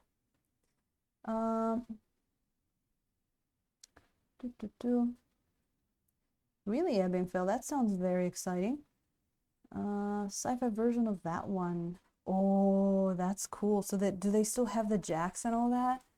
Man, I really loved the Iron Kingdom system for making characters. I remember I was something like a field mechanic, alchemist, and it was so good. Like you could go and buy ingredients and make makeshift explosives and stuff. It was so much fun. We only played like 1 or 2 sessions there just to try it out, but it was so much fun. I think it's a D6. It uses D6s, right? Ooh, that was almost a disaster. Almost. I think you can see maybe I went a little too much with that with that piece of blue, but I think we fixed it. That was some reflexes there. Oh, I love the warjacks. It's so cool. Nice. Game plays beautifully. Nice. Let's paint some jacks. Yeah, the jacks are so cool. Oh, I'm glad they're still doing stuff. Really glad. Might have to go check that out, because like again, I played the earlier, like the steampunky version, and that was a lot of fun. There you go. Putting a little bit of on a highlight, but a lighter color in there. That's nice. Let's see. Oh, you're painting some tomorrow. I gotta come see some of those jacks. Finally, it's gonna be something that I know what it is. I'm not too versed in superhero stuff, but it's fine because I just love watching and especially hearing you paint. So for anybody who doesn't know, Thunderhead Studio does have a wonderful stream where he showers everybody with his molasses flavored voice. So he's got a very, very fun stream. You might just want to give him a follow. Just might. And he's got a really good camera setting. I have to say that. Like I have to hold my mini in weird ways because the camera is right above it, but you have the nice like from behind camera that is really cool. I know. I use you, Thunderhead.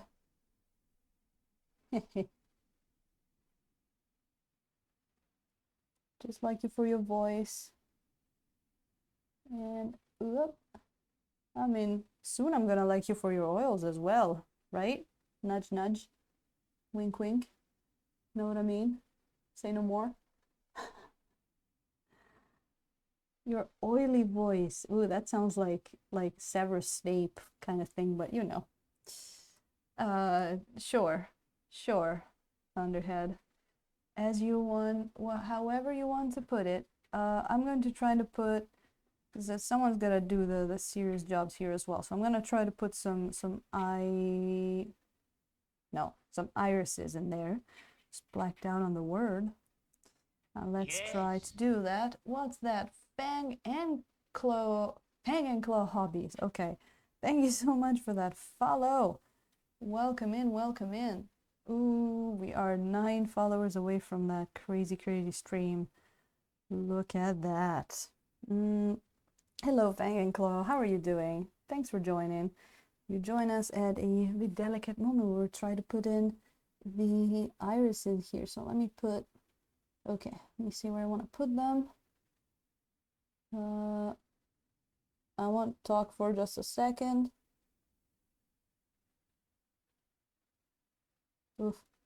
All right. I mean, that's barely visible, but it's going to make a bit of a difference. Visually cool kids late night stream. Nice, nice.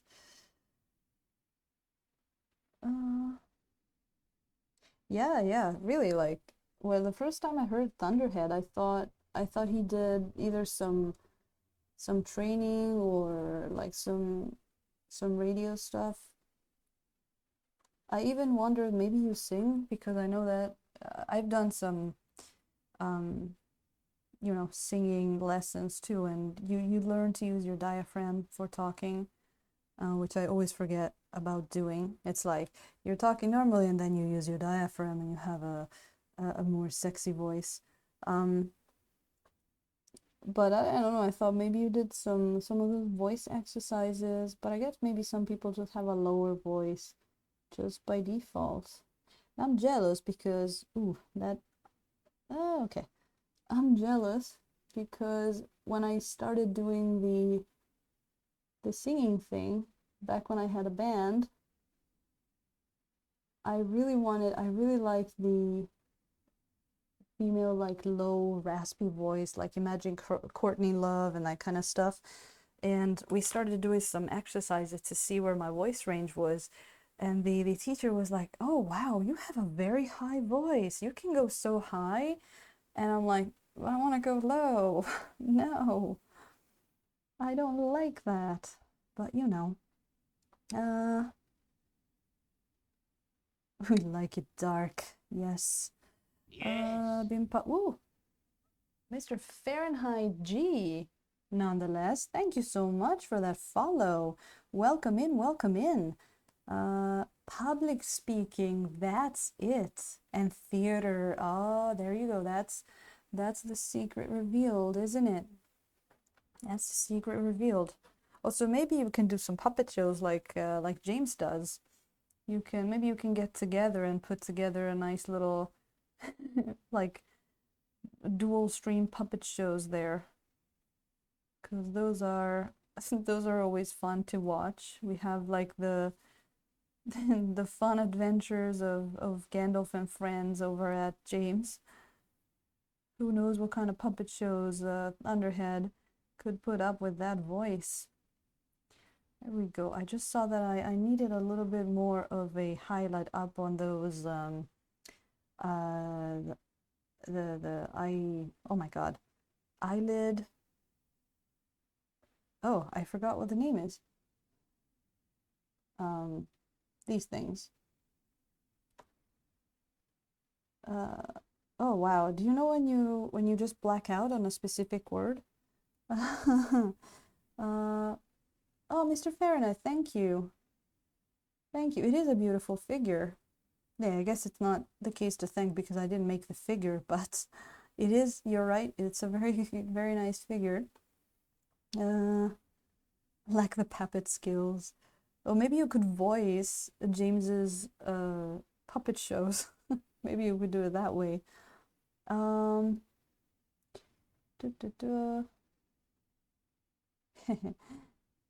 Becoming the Gandalf comedy hour. Yeah, really.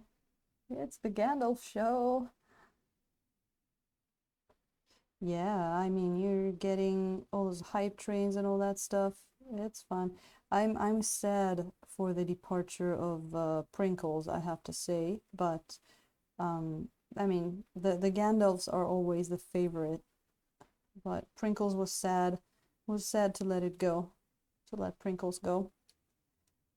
That was also a really beautiful miniature. I would love to have a chance to paint that or something similar.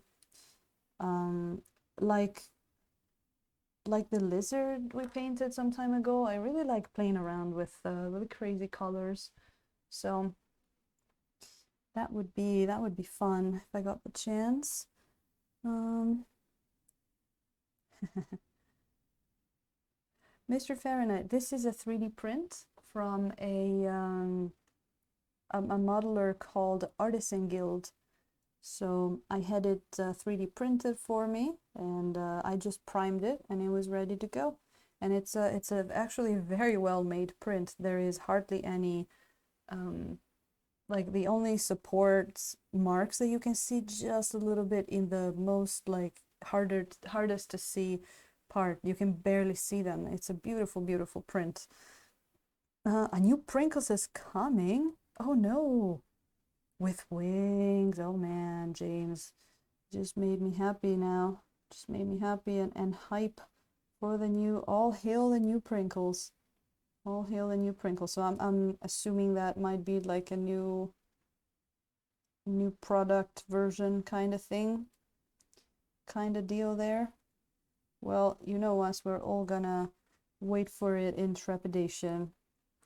I mean, whatever it is, when you paint it, it's amazing. So doesn't really matter, but it's going to be really cool to see a new Prinkles in there.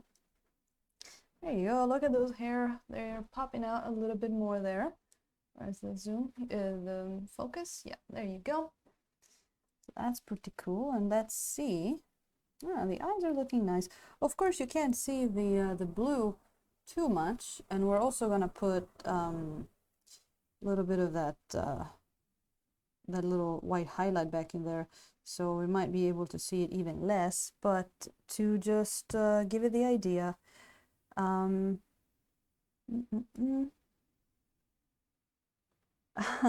Bang, are you looking at my Instagram?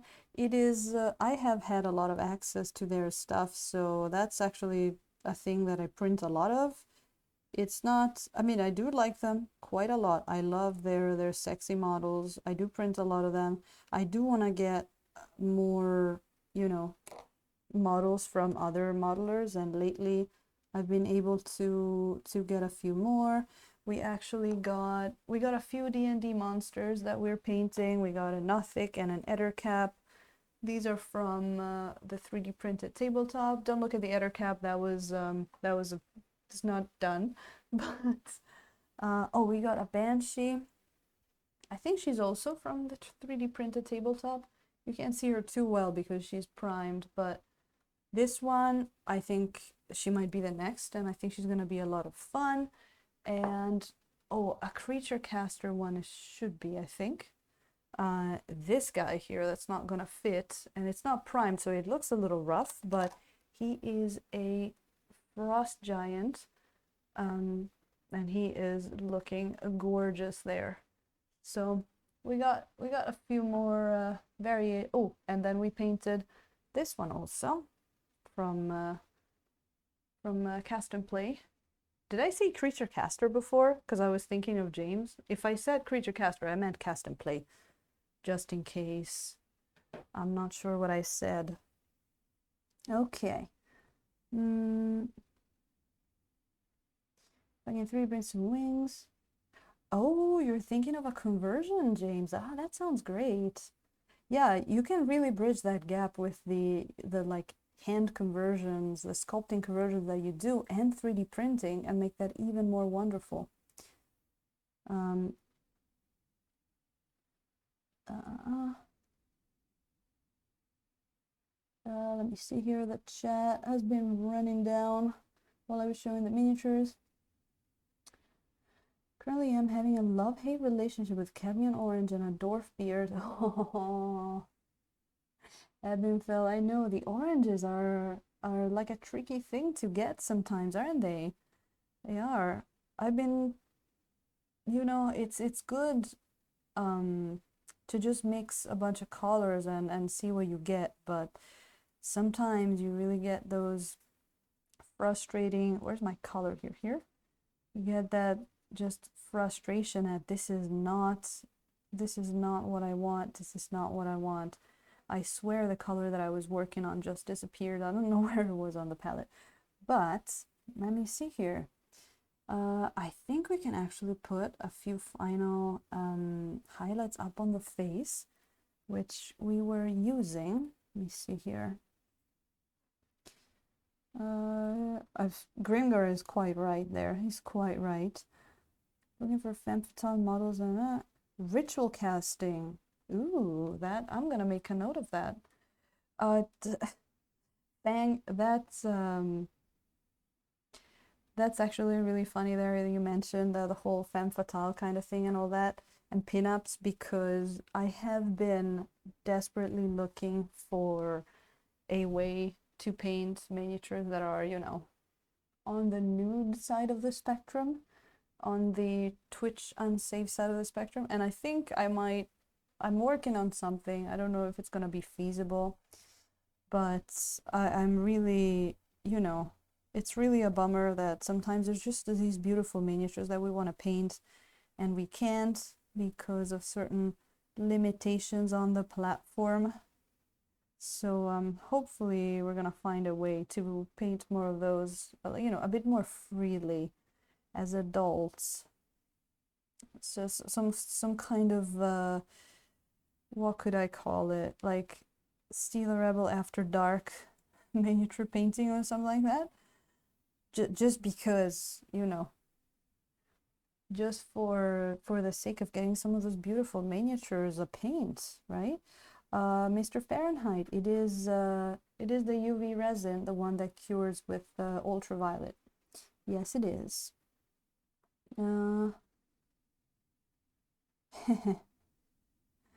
What have fewer printing errors? You know something about printing errors there.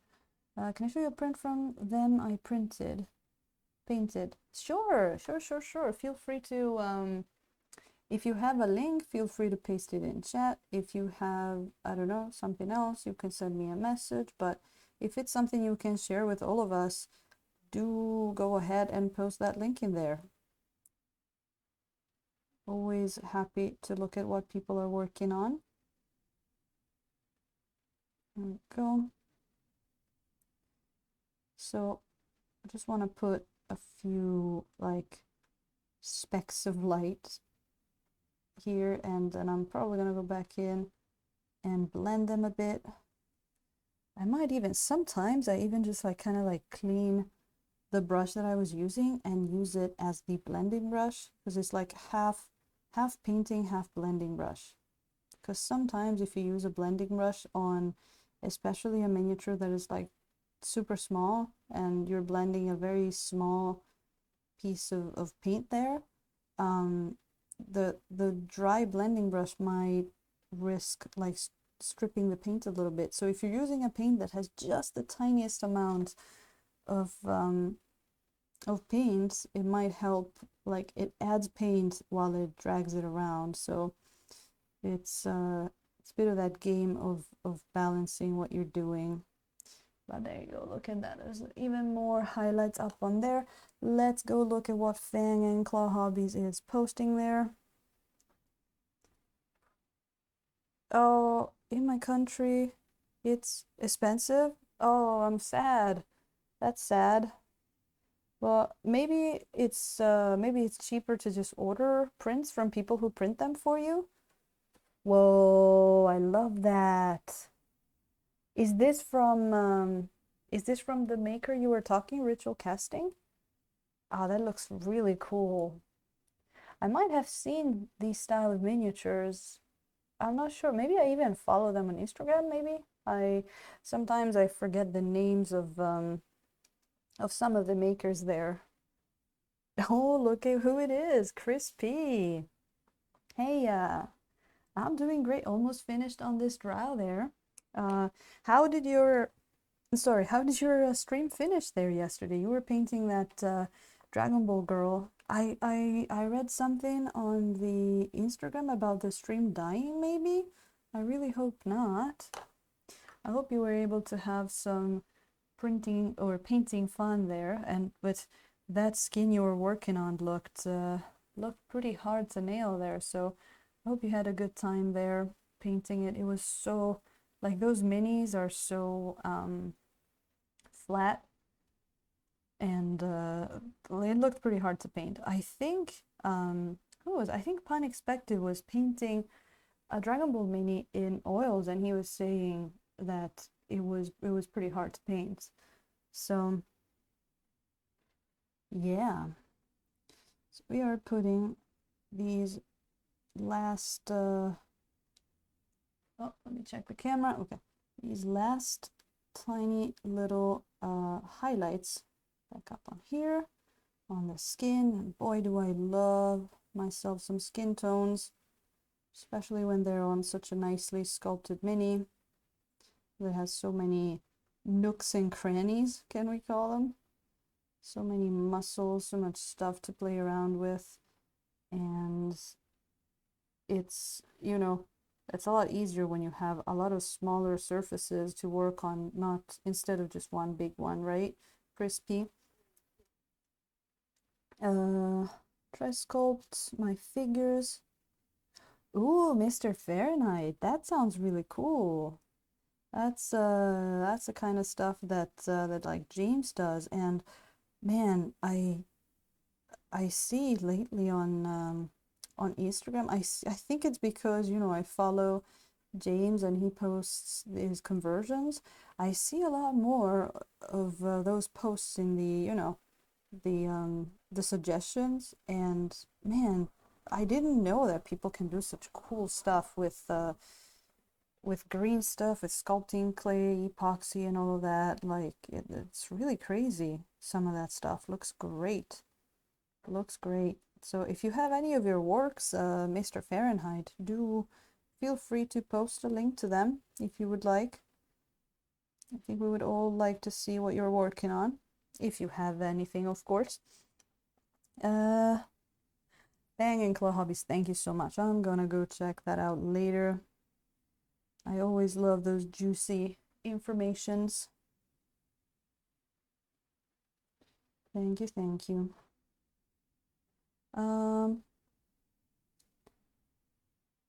Oh, look at who's there. Daka, welcome in, welcome in. How are you doing? That's another one coming in back from yesterday. I wasn't sure whether I'm gonna call you my people at this point. The regulars were gonna be there, because this is not the day that I stream usually on. I know that saying usually for me, it's kind of like, what is usually for you? Because I am pretty here and there with my schedule, but usually I'm trying to stream on Monday, Thursday, and Saturday, Friday. Yeah, see, I don't even know the days that I'm streaming. So I didn't know, like, I think I've tried before one time streaming on Sunday. I streamed on Saturday and Sunday this week because I was super busy the rest of the week, but I still wanted to stream, so yeah. Crispy, I know, it is crazy, isn't it? Isn't it? Let's see.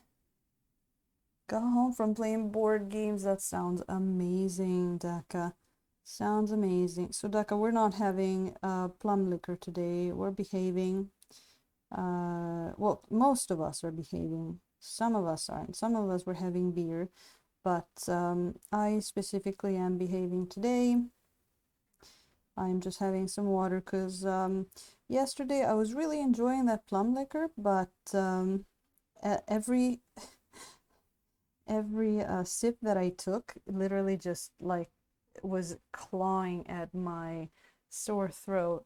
So, and it's not sore from, you know, being sick, it's just sore from talking the whole time in the Japanese dry winter. So I thought, you know what, I think maybe today we should listen to that throat the same way that we listen to oils, and just behave a little bit. So yeah. It's like black magic. Would you mind giving me some feedback? Working on a bust. Ooh, like painting? To use oils to smooth. Oh, let's see, let's see. And I mean, I'm assuming that that's a message for the whole chat, right? Let me see, let me see. So, are you... Oh, thank you, Crispy, thank you. We're playing around with great... Oh, we got a subscription, and look at who became just the new stream boss, Asmodee. Thank you so much. Look at that. You just became the new stream boss, by the way. Now they have to defeat you. Oh, that's really, really appreciated. Oh, I like that bust. Let me see. Can I see it bigger? There you go. That's too big. Wait, let me switch computers. What am I doing on this small one? Just give me a second, Fang. So, Asmodee, thank you so much for that subscription. I will actually, I know it's water, but I will still cheer you with that tiny sign there. Feel free to spam the duck emote wherever you want. Oh, there you go. Okay, let me see that thing there. Well, okay. I got on a bigger computer. So the skin's looking pretty good. You said you want to get the skin a little, let me see, a little smooth. Well, the answer to do you think I could use oils is yes, totally. If you're working on it in acrylics, all you have to do is just wait that wait for the acrylics to dry. I'm looking at like a lot of the body looks pretty smooth actually. I think really like if you have oils, you can totally give it a try for that that skin tone.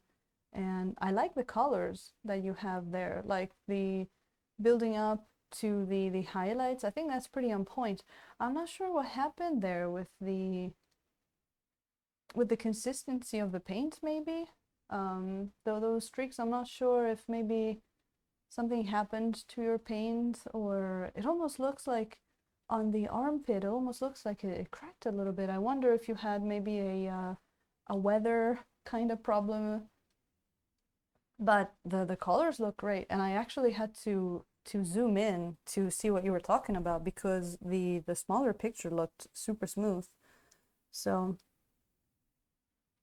yeah, I mean, definitely oils will make your your skin super smooth. This is a finished skin miniature that we did in oils, and we put so many colors in there. And look at how tiny she is. She's super tiny, like 25 millimeter base. We got so many colors in there, and we got not a single brush stroke, just because the oils are so blendable. So definitely I would say try the oils. If you, I'm not sure how the surface of the miniature is doing at this point. Like if the surface of the miniature actually got a little ragged, I'm not sure what it would, maybe you could see that a little bit in the oils, but you should just try, should just experiment. This is, especially in this channel, we will encourage every kind of experimenting because we do so much of it. And yeah, no problem. Oh, thank you, Fang. Thank you, thank you.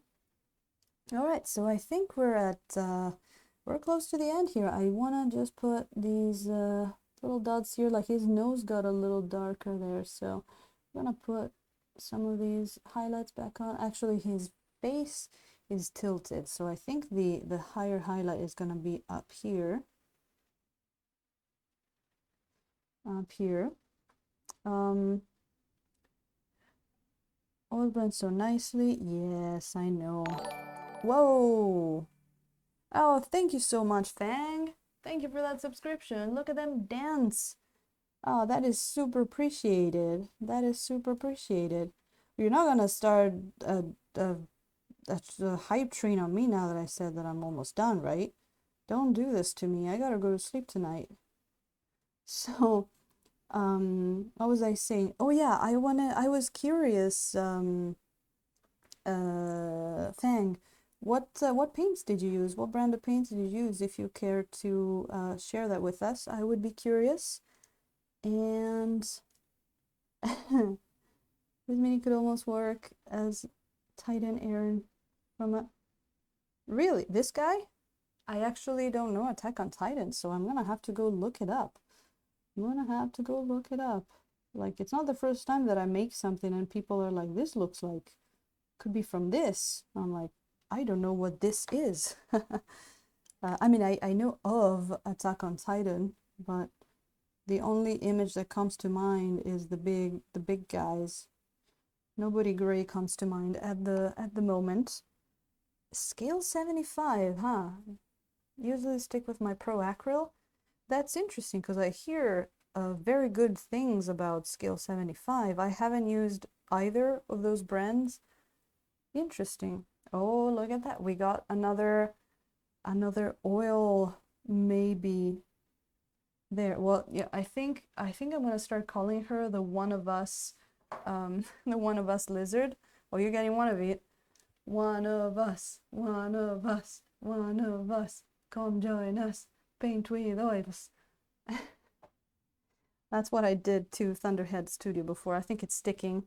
I think I don't think she's gonna be with me forever, but as long as I have her, she's gonna be the one of us lizard. Oh, thank you, Fang. Thank you. The oils mascot, yeah. I have all the stuff. Oh, that's awesome. So you can just grab your oils and try. Isn't that awesome? You don't even have to spend money then. That's great. Of course, if you have any of your canvas stuff on hand, I mean, I would be super happy to take a look at that too. I would be curious. There we go. So he is looking a lot more highlighted. You see how he's got less highlights down there on the near the feet and all that. And then you go up towards the face and he's got more going on, and your eye should be drawn to more towards the face. So let's see there. Oop. Okay. I haven't painted anything crazy, but I can show you something. Sure, doesn't need to be crazy. Let me see. Ebinfell, of course you can share stuff you worked on with oils today. Of course, we would love to see that. Going all because looking with palettes and now I have better results than acrylics.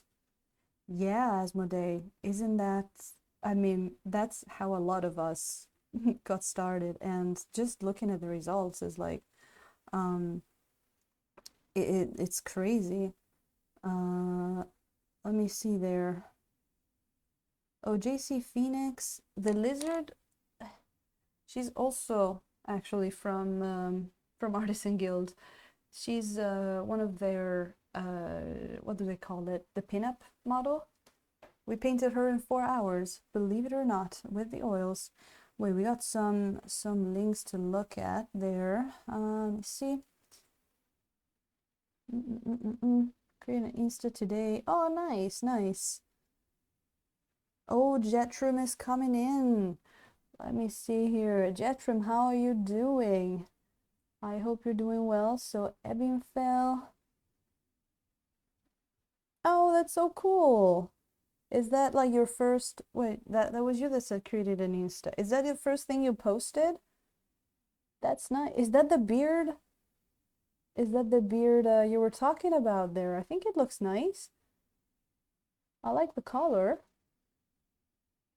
Jetroom, I am doing pretty good. The voice is dying, but oh, I am going to play that video later. I can't play videos at the moment, but I'm leaving that window open for later. Yeah, the voice is dying, but look at that. We got ourselves a little drow here, painted in 2 sessions. We just put in the eyes and a few more of those sweet highlights. So we're pretty close to concluding here, if people let me go. There you go. So I was just putting in the last few little highlights here. Let me see. Okay. Just over Insta. Oh, nice, nice. Nice, nice. Some good old sharing is going on in the chat. And this is, you know, this is what's really cool about this community. People really look at each other's stuff with interest and share their work. And it's just so great. Again, I was saying before, it's not too big of a community. It's not too small. It's big enough that you can find more people that you didn't know, but it's small enough that you go into a chat and you find people you know. So, who was I talking to before? It was, yeah, Asmodee, you were talking about those results, seeing the results with acrylics and with oils. I think really like, I think that's where you try both. The cool thing about trying both is that you can decide what's good for you. Because I've talked with people that they are just, you know, they're sticking with acrylics because that is what is good for them. They prefer a shorter drying time and that works for them. So I think it's so awesome that we can choose. But like you say, for me, I was getting stuff like this in acrylics. I was getting putting in hours and hours of layering on the skin and on everywhere, and I was, you know, getting decent results. But then, like, this took me, I don't know, I'm just gonna say a random number, but if this took me 20 hours, now I can do the same thing in like 4. It's in oils, and maybe it's gonna look even better. So that's pretty crazy there. So yeah, and you can definitely get results with both, of course. I think, let me see here. Yeah, he's looking pretty good there. He's looking pretty good. Oh, Fang, the Incubus, right? Yeah, I think they have the version, full version with wings and that, but then it says, I think, like human form or something. But I looked and he's got pointy ears.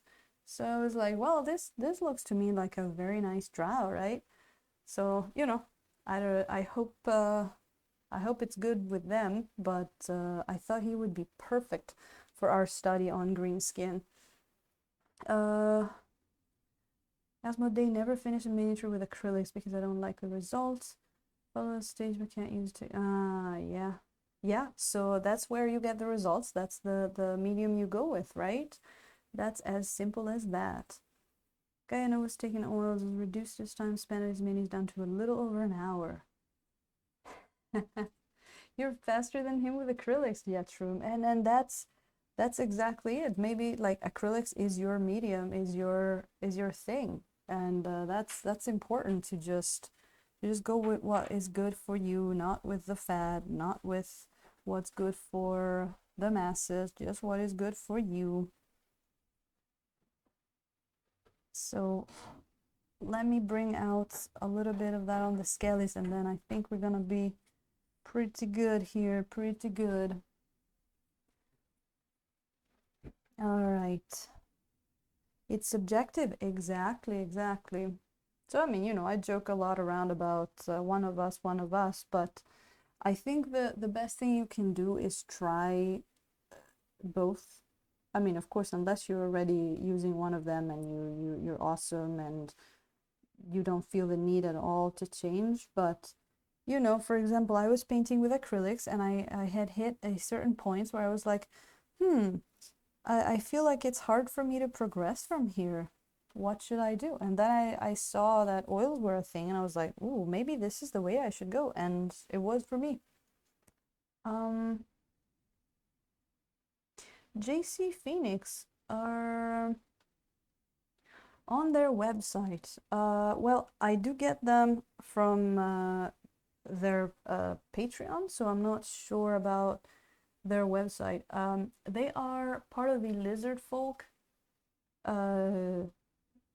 If you there, I forgot what the name is, but it's the Lizard Folk bundle, and she should be in there. She should even have a breast version.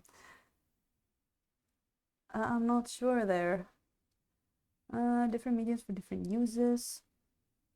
Ah, that's an interesting take on a jet shroom. You see, like I hadn't thought about it. You want to spend more longer time with something and you paint it in oils. That's a really cool take on it. That's really cool. See, that's why I stream. I get all kinds of different takes on stuff and always learn something. That's super, super cool. I like that. Oh, you found it. That's good. That's good. Probably not use them on tabletop minis.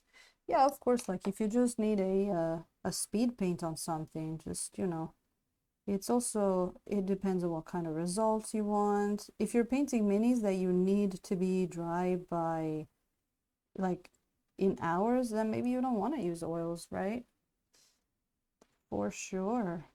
There we go. Just putting a little bit of color back in those scullies there. All right, all right.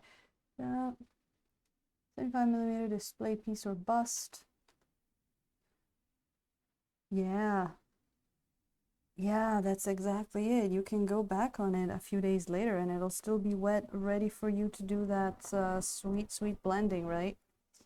It's all about how you want to use the things. And I still have my acrylics too, because I mean, you know, I don't want to give them away because I never know when I'm gonna need to use acrylics for something. They are a valid means, actually, I think you say. But yeah, exactly. Oh, Daka, that sounds awesome. I'm excited for you to paint it, but here's the question. Are you gonna paint it in oils? Are you gonna try that again? Or are you gonna paint it in acrylics? I'm curious.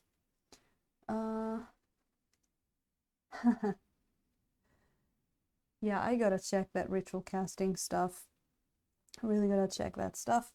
Well, I think he's looking pretty done. We've done the eyes, we've done the highlights, we've done a little bit of that glow. I don't even know if I want to call it object source lighting, but definitely a glow. So that's looking pretty good. That was a really great stream, you guys. That was a lot of fun. We got some chiller times. We got some raids. We got the big raid. Thank you guys if you stuck in from James's raid. Of course, that's super appreciated. And it's like I love that raid too because it's people that I spend time with in chat when I'm in Wapalis's stream. So it's kind of like, oh, my buddies. So that's awesome. I think I'm going to paint the bust in acrylics. Yeah, you feel better feel better about maybe trying the oils on something less I don't know, I say less special, but like maybe something more of a test piece. But that sounds good though. I can't wait for you to try more oils and tell me what you think of them. Nosferatu's back in time, just right in time for the end. Thank you so much for coming back in. I was just going over to see who we can go give some love to. So let me see here. Who's up? What?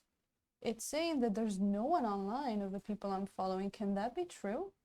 Let me see. In other news, found the tests. Oh, wait a minute. We got a revelation here. Let's see. Where I mixed the oil paints I was thinking about using straight out of the tube and they are dry. So the minis I painted must be tacky. You know what? I think it might be that this guy's fault, Daka. I think it might be this guy's fault. I haven't tried it enough to tell you, but or it might be a combination of the two. It is a quiet night, huh? Is there even anybody that we can go give our love to? Let me see. Where do I send you? Where do I send you? Oh yeah. I see some people that looks like building space marines. Does anybody know Coda paints? Because I think we're getting some space marines over here. Well, that's a new person. I've never seen this. Oh, it's two people. It's two people. Do you guys have, yeah, Coda paints. That is what I read. That is the only stream I found. Do you guys have any suggestions? Well, you know, small streamer means that he's getting some viewers, which is really good when you're starting to stream. It's super good. I mean, I don't see anybody else. Do you guys see anybody?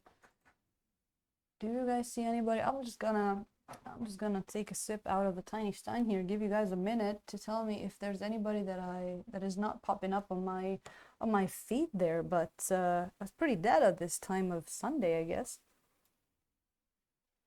Well, you know what? I think it's a shame not to do a raid. I don't have any other art streamers. Well, not even Brianna is on. I could have sent you to Brianna, but she's not. Well, I guess we're just gonna go to Coda Paints. I've never seen these guys before, so we're just gonna go over there because I like raiding someone. I like raiding someone. Coda Paints. Is that it? I think so. All right, let's get that raid started. There we go. Okay, so I think this is gonna be, let me give you a little preview here. The Linds. Oh, I didn't see the Linds. Oh, that's why I saw a Sims stream in there, and I'm like, why am I seeing that? Oh, that's a shame. Well, you know. Thank you, Fang. Thank you so much. And thank you for coming in. It was really, really appreciated. This is gonna be probably the next miniature we paint. This nice little, it's a banshee, and I am gonna use, you guys cover your eyes, this is gonna be intense. We're gonna do some glowy colors for that. True Sausage, thank you so much. I'm gonna try my new fluorescent green. Look at that. We're gonna do some glowy madness on this girl here. She's gonna be so cool. For one time, it's not gonna be Artisan Guild, you guys. I know I do a lot of Artisan Guild stuff, but I just had a lot of them laying around when I started streaming. So yeah, I know the green just drives the camera crazy. So let's finish on that. Boom. All right, it's almost time to go. It's a Japanese brand, but it's an oil. It's a fluorescent green oil Ambient, and I'm gonna do some crazy stuff with it. No, it's a Japanese brand because I'm in Japan. All right, 3, 2, 1, let's go.